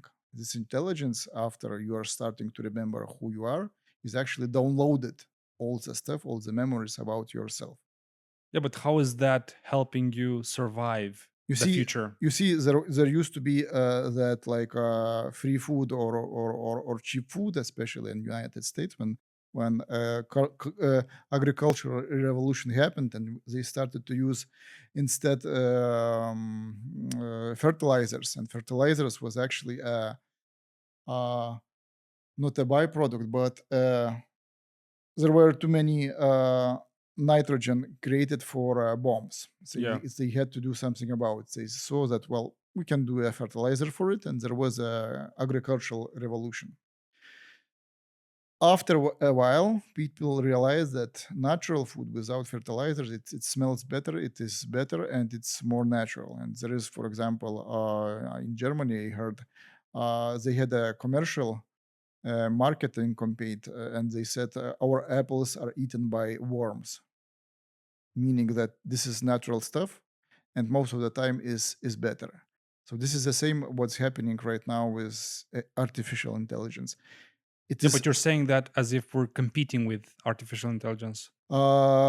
we are not competing. It's, let's say, a multiplier of that, and people are starting to not like it because you can do a lot of low quality things too fast, and people want getting back into always what is natural, what is healthy for them. Because consuming, for example, with AI, you can, let's say, fake almost everything. You can rewrite the history in one moment, and it's, let's say, there will become some kind of regulation of not changing the facts, and I or think at least Europe is already putting some regulation in place and AI ethics and whatnot. AI currently is a very fancy tool. The problem is always with tools how you are using, you're going to use it. Atomic bomb also a tool, but you can use the same processes of having atomic power plants, or you can use a bomb. So there is like a there is no one answer, AI bad or good, and everybody who thinks that it's like bad or who is completely good, they are all wrong. This tool already here. We are going to use it. The question always like, will we fed up of that, and let's humans get back to work. What's your prediction for the next 5 years? Let's say you think is it gonna evolve like exponentially at a rate which we already are far behind. We already, let's say, are not catching up at the same rate as it's coming out. But what's your prediction? Like, is it going to be something like a lot of people dream about AGI and whatnot? It's indeed replacing people, and indeed, people like you have to think about it. Like, when you replace the majority of people, who is going to like? Are you expecting a revolution? Like what's the future holding? Well, I hope there will be revolution of inside people. There is a need for a world to actually have what is called a revolution of a mind. This ego thing, most of the people are familiar with themselves, and they think that they knowing what I am is. In reality, most of the people is not aware. There are people who, have you heard the term a term wake up? Well, I guess, yeah. So most of the people are actually sleeping, and the reality is a bit much more deeper than we actually see. There is a lot of virtual reality, but we still very little knowing about. Are we living in a simulation? I would not say that. It's a bit deeper. Yeah. But for example, Shakespeare, a very long time ago, said that human mind cannot think uh, of such fantastic and so many things that actually present in reality. If you look, for example, at the stars right now, all the things are happening on a little planet that is circling around the sun. If you're looking at the infinity of how many stars there are, we are very naively, for example, thinking that we are the only ones in the universe, and this like because Are there ju- aliens? Are you a believer in that? if you are looking at the stars, it's clear that, well, you cannot be only form of living here.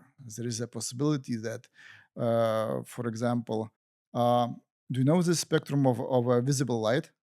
Not exactly. If you can There is explain. a spectrum of light. There is a infrared and ultraviolet. Oh, I see what you mean. Yeah, Yeah. yeah, So there is this very little spectrum, and all the other light is like this long. yeah. So what we see is actually just a very very little thing, and most of the time, or this thing needs to be material. Yeah. So We there is tend a to associate reality with material. Yeah, and for us, as our eyes only seeing this very little spectrum of light, there is a problem. You are assuming that it's only this thing that we are having. Yeah, I would. It's like saying there is no colors because the dog doesn't see things in colors, right? Yes, exactly. Yeah. And when you see that the spectrum of life, it's much, much, much, well, there can be things in that spectrum and you still don't see it. And for you, you are assuming that they are not existing just because you don't see it with your organs. It doesn't mean that no. So uh, let's say reality itself, it's a bit wider. And people needs to actually get back, what am I in this reality? And by doing that, most of the people will get back to what is goodness, what is badness in themselves, and they will be more integrated. And if this, let's say, uh, the challenge of human beings is waking up from this dream that I'm only what I think I am.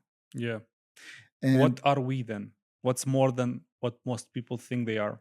well, you have, for example, stories for kids. You have stories in religion that you have some kind of a soul, or you are some kind of a soul. Yeah. But soul is, as a word, is already, let's say, well, already dirty enough because religion is using it everywhere. Now, if you are going into a practical thing, this little thing when you are going to sleep and you don't remember yourself, but you are still conscious that you are, this is what I would call a soul and no ego stuff. So people need to have more distance between themselves and the idea what I am. This needs to be happening. Most of the time, those things, very important things in life, for people is happening in a worse situation they're having in life. For example, if you heard about stories that people went into heaven and they get back, those things happening when you are crushed with bus or you are having heart attack, or you having brain injury and so on. People are coming back and they are a completely different person, even though they had only some kind of injury that was near death experience. Yeah. So what I'm seeing from history and what I'm experiencing myself, the better version of person is coming when he's going for a very huge struggle. So what AI is guaranteeing that a lot of people will go through a very big struggle, and there are only two choices you can choose there: to get die or actually reborn and understand that you are not only what you think about yourself, you are also this thing that is Is it a making. generational thing? Because there's this saying which goes like weak generations create bad times create strong generations, and strong You generations could say create good that. times. You could say that. So we are at the peak where let's say our parents gave us an amazing life because they had it hard, and we took it for granted and we grew up weak. And we are the ones creating the shitty times for the newer generations. There is a spiral, Yeah, of yeah, course. There is things repeating. But for example, this let's assume like important things are happening not because of a technology. Let's say most of the time only one person can change the history, let's say. So for example, very memorable people who were in our life, most of the time, if it was a conqueror, nobody is actually assuming that he was a good person because he conquered, but in reality nothing changed. The very important persons who actually influencing a lot of stuff, for let's say Buddha, Christ, Muhammad, and stuff. This is a person who went deep enough into themselves and told the people that there is another way of living. but you can't say that like conquerors didn't necessarily change the world in a way. Like if you look at, let's say, wars, the advent, like I would argue that the most like most of the technology we have nowadays is because we went at war. Exactly. Because you, as a nation or as a country, you go into the survival mode situation, and it's incredible what your brain is capable of doing when you enter this mode. Like your body, even like when you're running, right? When you're running, your body goes into the survival mode because you're burning calories at a faster rate than your body is used to, Yep. and you go into this survival mode. As a result, an interesting process is happening, and you, if you do this long enough, you're gonna look healthier, you're gonna feel healthier, and you're gonna look better. The same with like the war situation, right? You go to war, you go survival mode, you put people on the moon, you invent rockets, you invent bombs, you invent, including the fucking internet, which we all enjoy and use. Like, all of that is thanks to the fact that somebody did a bad or wanted to do a bad thing by conquering other nations. Yes. So there is this little problem about wars. Yeah. If we are staying in this the same situation like we are right now, like one nation about the other, there is no possibility for surviving of humanity. I would say the problem with humanity surviving or not is strictly tied to feminism. Well, you again, you put one group against No, another. I'm not. So, I'm not. I'm saying the war problem is the following. no, but war, like what Let's get war guarantees is you have enough supply for the proper amount of population. And back in the day, we didn't have the problem of underpopulation. Back in the day, it was overpopulation. well, And wars somehow kept it under control. I'm not saying it's a good thing. I'm just saying biologically speaking. Nowadays, because of the modernity which we all enjoy and love, you have people which do not reproduce, and a lot of, like, at least most Western societies, they are in a very at at the brink of basically ceasing to exist because they don't reproduce, right?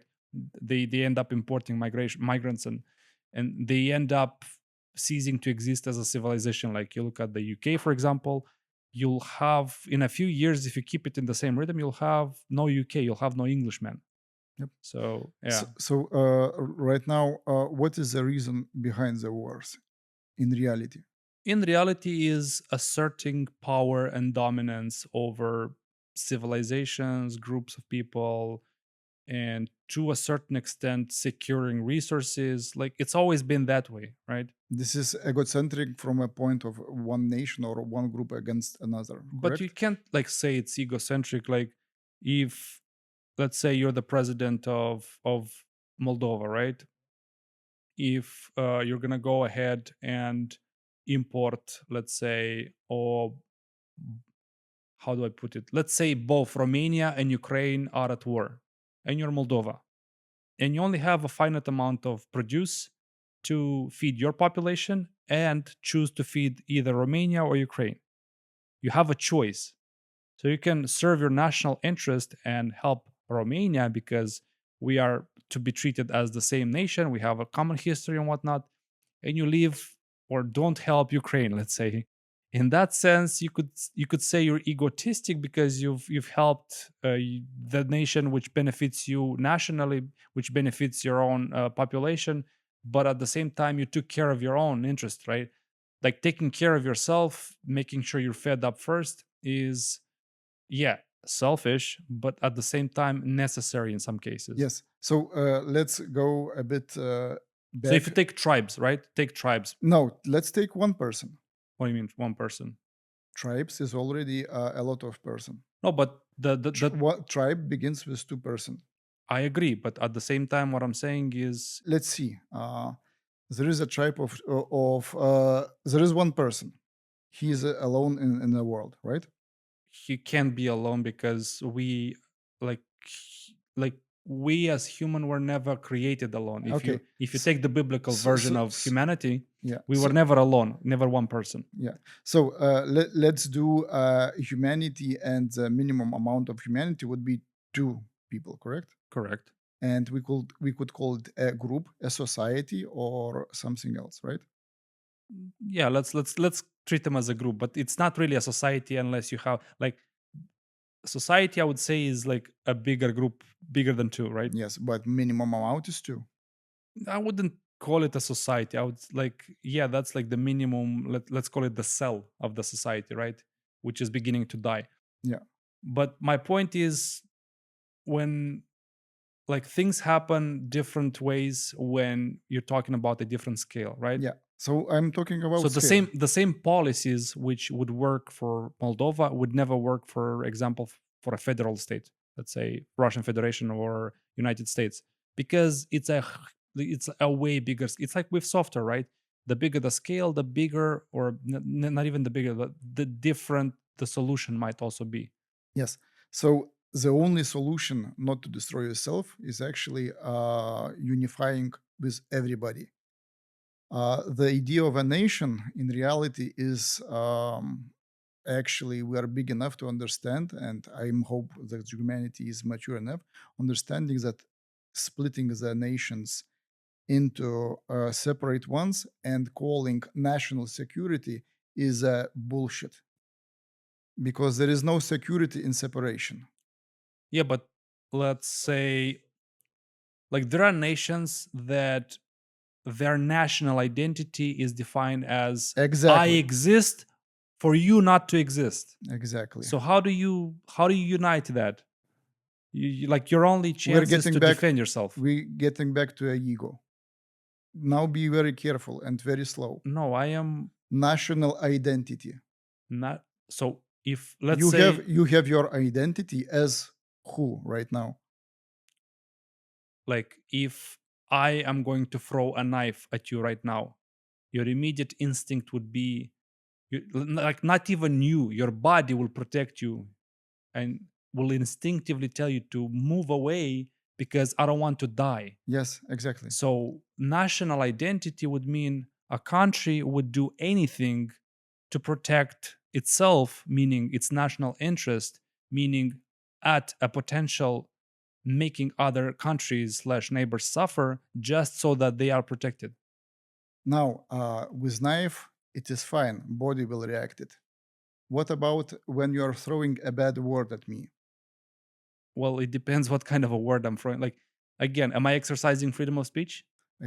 Well, I don't care if the word is if charged negatively and it's talked in a strong language, right? Did you deserve that? Currently, we are let's say currently we are uh, playing with a natural intelligence, and I'm trying to show you how deep you actually need to go to understand what is a real cause of wars and nations and all the stuff that is happening right now.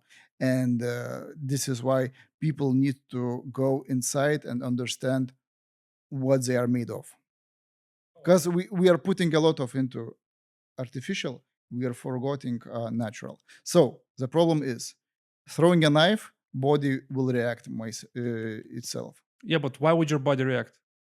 It has its own mechanism of survival. But can you tell it not to react?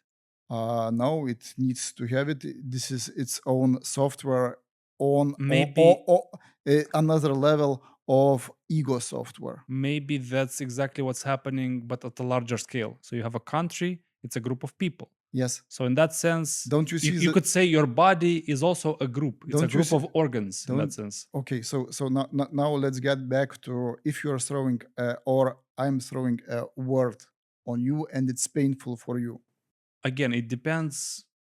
Like it's a very I, I hypothetical I'm I'm situation. sending a very bad word on you and I'm doing it for 5 minutes. Yeah, but that's not damaging. Like that's not putting my life in danger, if you know what I Well, mean. yeah, but it will hurt you. Will get those words bad, and we So what's will. the question then? What am I doing in that situation? Like what's the question? The question is, throwing a knife is a real threat. Correct. Why throwing a bad word is actually hurting you? Because there's nothing absolutely you can control in this world except for your mind.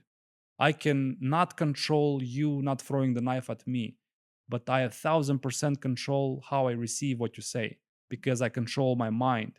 And my mind will either allow that shit to go in affect me even if in a really bad way Exactly. So or not. so so Yeah. so so we are going to ego. We have already three things: ego, mind, and you. Okay, there are three things.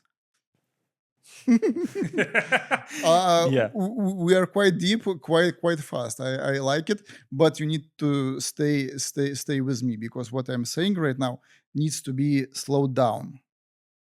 Now the problem is when I'm taking a lot of words to you, and you are being hurt, and there is emotion, and you are I want can to. choose not to be heard. You don't know about that. That's like You saying, stop. You haven't invested into finding that out yet. This is what I'm talking, that natural intelligence need to be investigated. This is why many people, when they lose the job, because this is where we are going, they will have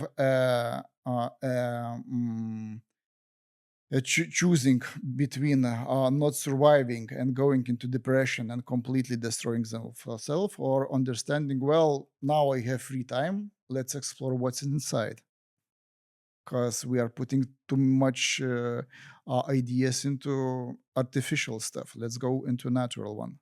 So now this is your assumption. I cannot control. You said before you can control. The problem is that you are reacting, correct? Because I'm not throwing knife. It's not your no, I wouldn't say that's the problem. I would say in one case, I have no logic. choice but to react. In another case, I don't have to. I can Yes, choose not to. but choosing not, even though, let's say, you're choosing not to react, there will be hurt inside somewhere on an emotional, psychological level, correct? Not necessarily. You could say I'm a dumbass, and I might take it as a joke. But if I have a high enough ego and I take every single thing as personal, I might say, "Oh, this affected me personally. Let me respond back. Let me tell him he's an even worse Yes. dumbass." So Yeah, the problem is again your identity. like Your with the knife. If I throw a knife and I kill you, there's no wait for you to respond. But with the words, you can always respond. You can always choose not to Yes, care about it. Like yes, it's a different kind of context. yes. But this not to care is also again there is a level of protection. It is not going inside. So the solution will be understanding that your ego is a layer on top. The deeper reality of your life itself, and this is, let's say, most people are lucky understanding that they are not their own identity, uh, not idea about myself. Like currently, I'm in a body of a male. I have a name. I have a profession, and I'm quite, let's say, careful enough not to say that I'm developer. I'm I'm getting paid for a job of development, but developer, no, it's superficial. It's not shallow. What I am inside is not, it cannot be explained in a words, because it's actually words is for you and for me. AI is working with words and concepts, but reality of real reality, it's a bit more deeper and Yeah, but how do you prepare for that reality? Is like to go back to from the philosophy to yes, zoom out a little bit. yes, We started with you will be forced to prepare. You will be forced to understand that at the moment of death. yeah. I mean, you So why to go to a forceful way? If you can do it when you are, let's say, in trouble, or maybe right now. so you're saying better brace for AI and what's gonna come.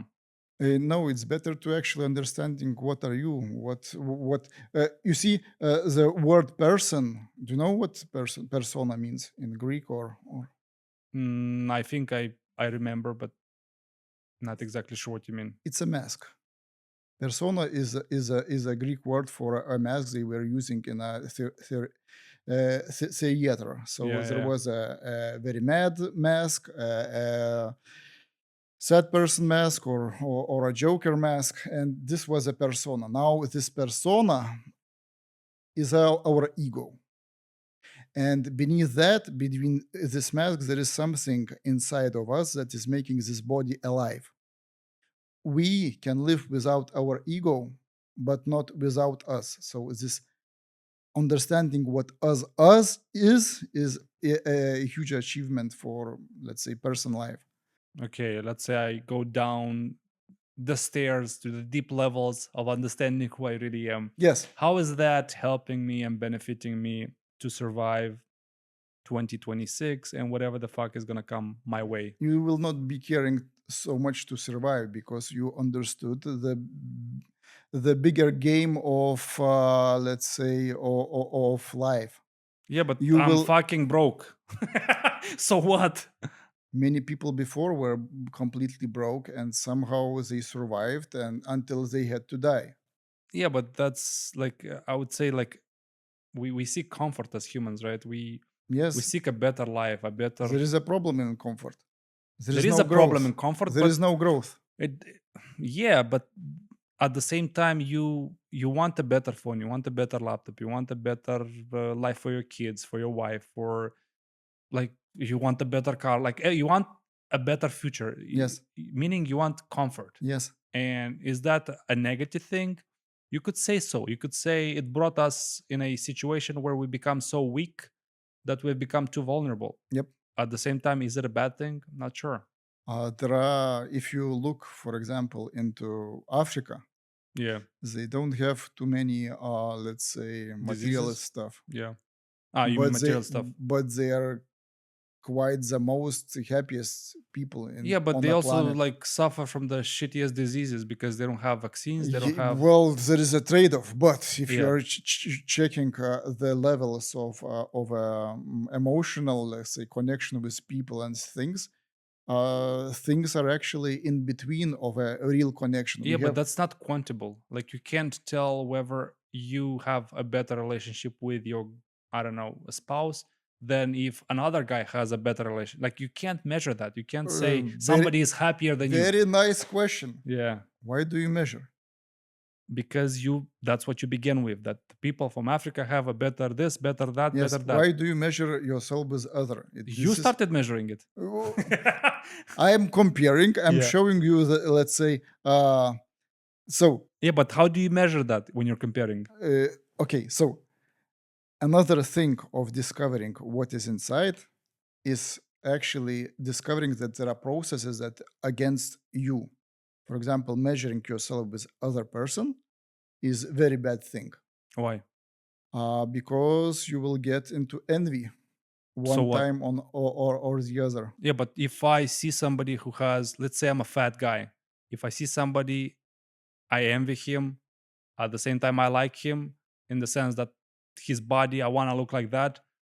Then this can contribute to me pushing myself to go to the gym, to work on myself, to become a better person Yes, overall. but you are going to a gym not because you want to be better, because you don't want to be worse. Both You could be true at the same time. I you could want not to be worse, but also to be better. Yeah. Yeah. So your motivation is actually from trauma. Why? Because you see a better looking guy, you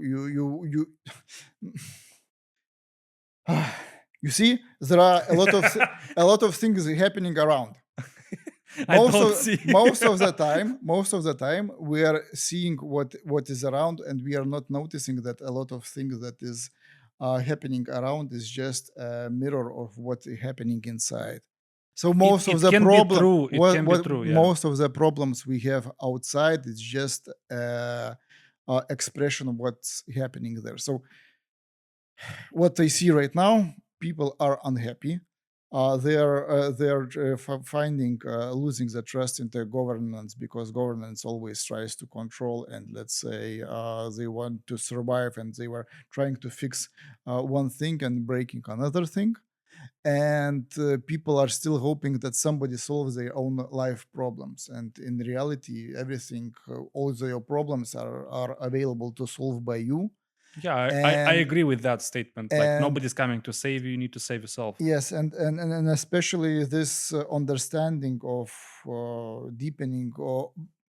deepening of yourself and understanding what is the meaning of life. It's not coming like this. You actually need to go into some kind of problem in order to find this meaning, this satisfaction, this understanding that life is not only about you.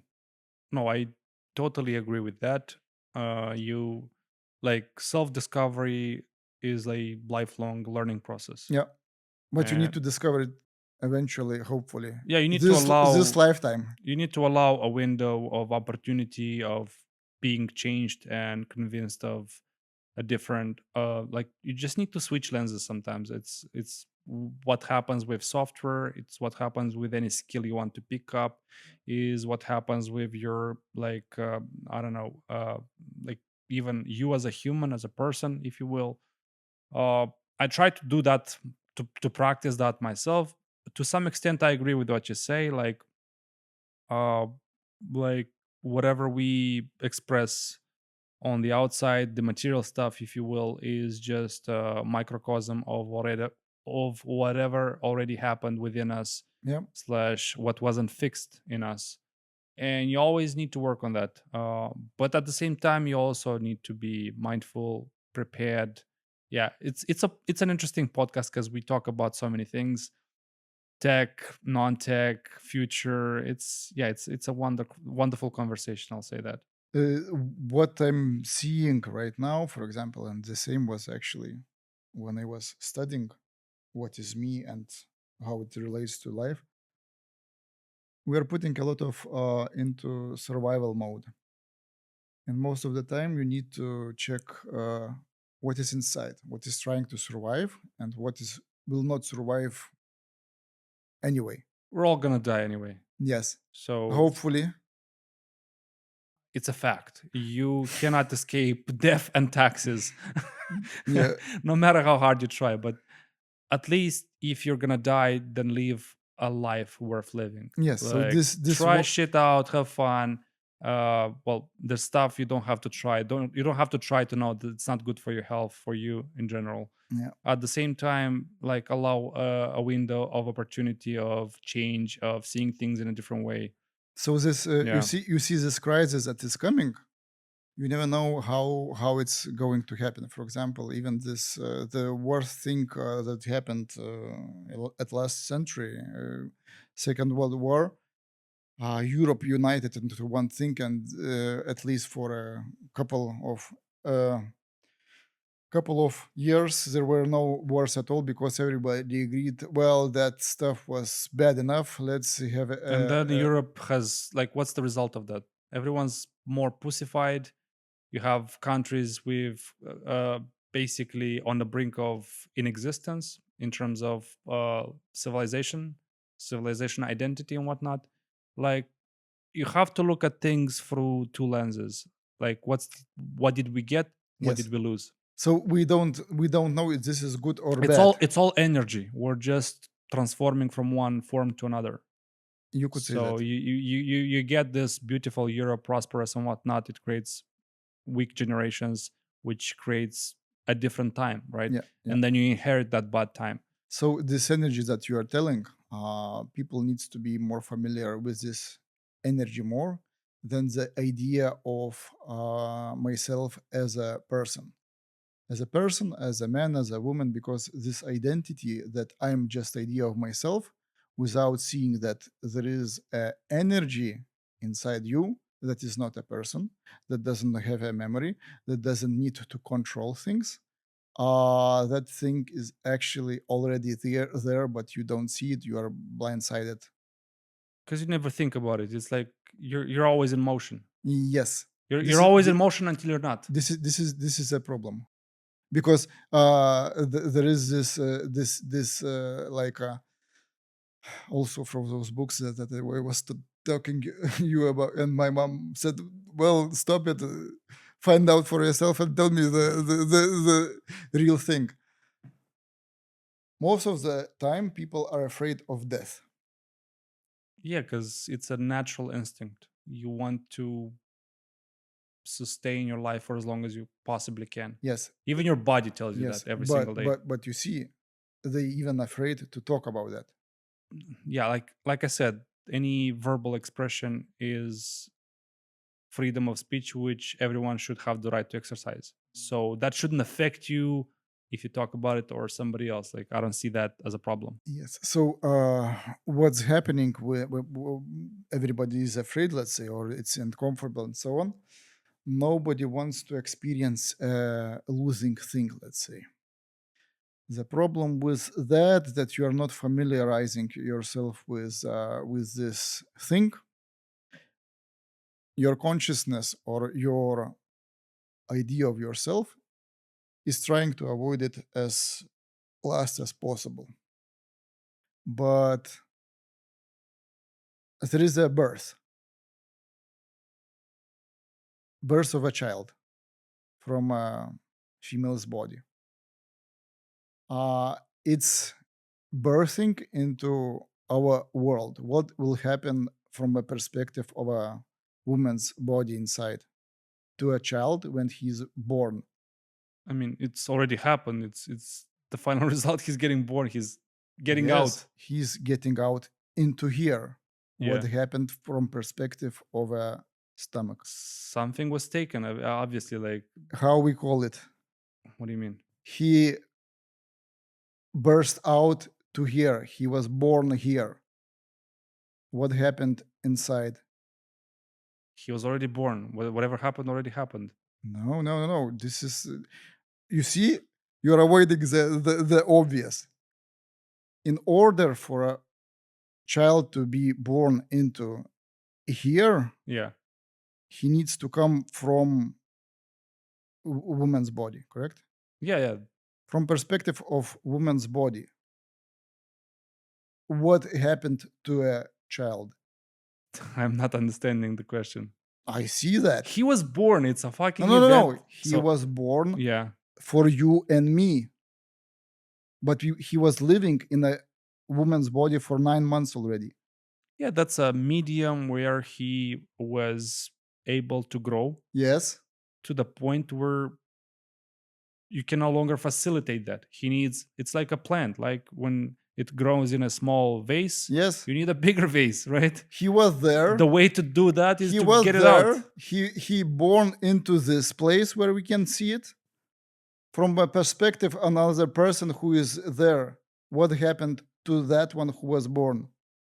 Yeah, but it wasn't there before that, so it doesn't matter. Like, you, I know you're trying to say that the woman lost something when he was born. No, he died there.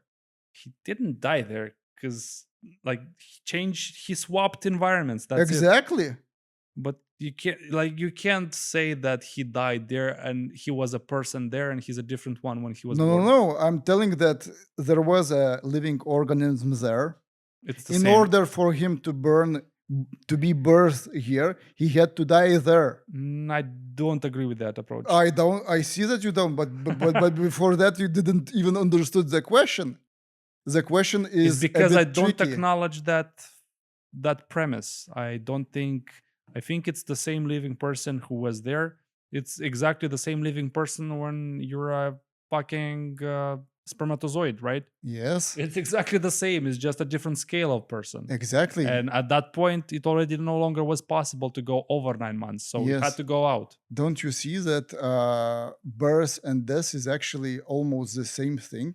Only you need to change from where you are looking at it. Might be true. There is like this little hint from life. I'm not sure what you're hinting. In order for you to actually burn again, I understand you that need in a to sense of, let's you say, need to die to something that needs to die anyway. yeah, in a biblical slash mental way, I understand that, that for you to change the way you think, you need to give up on how you think at the Yes, moment. and Yeah. that give him a Biologically speaking, though, what you said is bullshit because it didn't die. It's the same person. Sorry, Yeah. it's not my example. I'm just taking a nature and Yeah. Anyway, it's been an amazing discussion. I wasn't expecting, to be honest, but while we were starting to dive into it, I remembered some of the like bits of discussions from work, and You now see, I was digging even then, and but I love I was putting a seed, and no, yeah. I love like discovering stuff which might be weird at first glance, but when you dive into it, truly try to understand, then it kind of makes sense. You're like, oh, Yeah, now I know and understand something new, this is right? why let's say this noise of AI and stuff. Oh, there was always like this fashion thing, and everybody goes there and then you are coming back and you understand that you need to live with yourself. It doesn't matter what happens there. Uh, there will happen the good things if a person, or let's say a human being inside of you, is strong, good, and good intended. In order to do that, you need to be strong and understand that things that needs to happen will happen, and you need to have courage, and you need to be enough mature and has some wisdom, understanding that all the happiness inside of you, and more things happening around, you need to become independent of what happens and prepare for the worst, and be happy with what you have right now. I definitely agree with that. And on that note, I want to lean to a closing. And speaking of closing, I was wondering, we talked a lot about work, philosophy, and whatnot. Is there anything you indulge yourself in outside of work? So this philosophy on thinking about life, I'm doing it quite a lot. Are you doing some kind of yoga shit, some, I don't know, meditation type of thing? Because you sound like the person who would do. You see, the question of meditation and the word itself, it's also a quite dirty one. No, I meant uh, more like there are people that practice yoga. There are people who meditate. yeah. There are people who, like, typically people that look more within themselves, trying to understand their body, mind, and whatever. They try to look at life in a different way by practicing certain things. So, is there anything you practice outside work? For me already, meditation is not something what I do. It's something is what was happening. Let's say, in a What do you sense, do then? in a sense that meditation is not a thing that you are doing. It's already for me. I can have meditation while I'm driving. I can have in meditational state while I'm speaking. There is a bit less of me. There is things happening without me doing need to control, let's say. What? Okay, let's talk about the things you can control. What are some things you do outside of the things you don't control? Do you play any games? Do you like what's your thing? So first of all, I'm currently I'm finishing listening for a book. It's by Friedrich Nietzsche. Ooh, you got into that good stuff. Yeah, I was wondering about it for a long time, and finally, there is those Zarathustra spoke. There is this You one. need to be careful not to get into madness because Nietzsche has a leaning towards No that. worries, it's fine with me already. I'm To not become a Buddhist the next day or whatever. I'm out of madness already, Yeah. so don't worry about that. The interesting stuff. Also, with my wife, we are having what is called qigong a bit from time to time. What's that? This is I would call Chinese yoga, Hmm. but it's I even suspected. I yeah, suspected. yeah, That's why I yeah. asked. We would like to practice a bit more because there is a lot of things going on there. There is a lot of promise there, even, let's say. Long story short, they have a system that is quite old, and if you go into those cultures that have a lot of population, it's China and India. They didn't have a medicine in our sense when you have a pill and it makes you better, let's say. They had a lot of cultural stuff that made them very strong, and this is why their population is the biggest in the world. Well, that's not why the population is the biggest because they fuck a lot. Like they reproduce a lot. Yes, That's the way but to to populate the earth, yes, right? but in order to not to kill yourself, you need to somehow have this under control your mind, because I if don't there think are it has to do with the mind. This is your assumption. Like, I'm it doesn't fucking matter what your mind thinks. If you're not fucking a woman, there is no kid coming out. Math, biology, Yes, Darwinism. you see, in Europe, we also did that, but there is less population just because there No, but was more. that's different. Like you're mixing and matching biology with, let's say, a cultural shift in mind, how we think about reproduction, how serious we take it, and whatnot. And inevitably, biology will always win. I hope so. Yeah.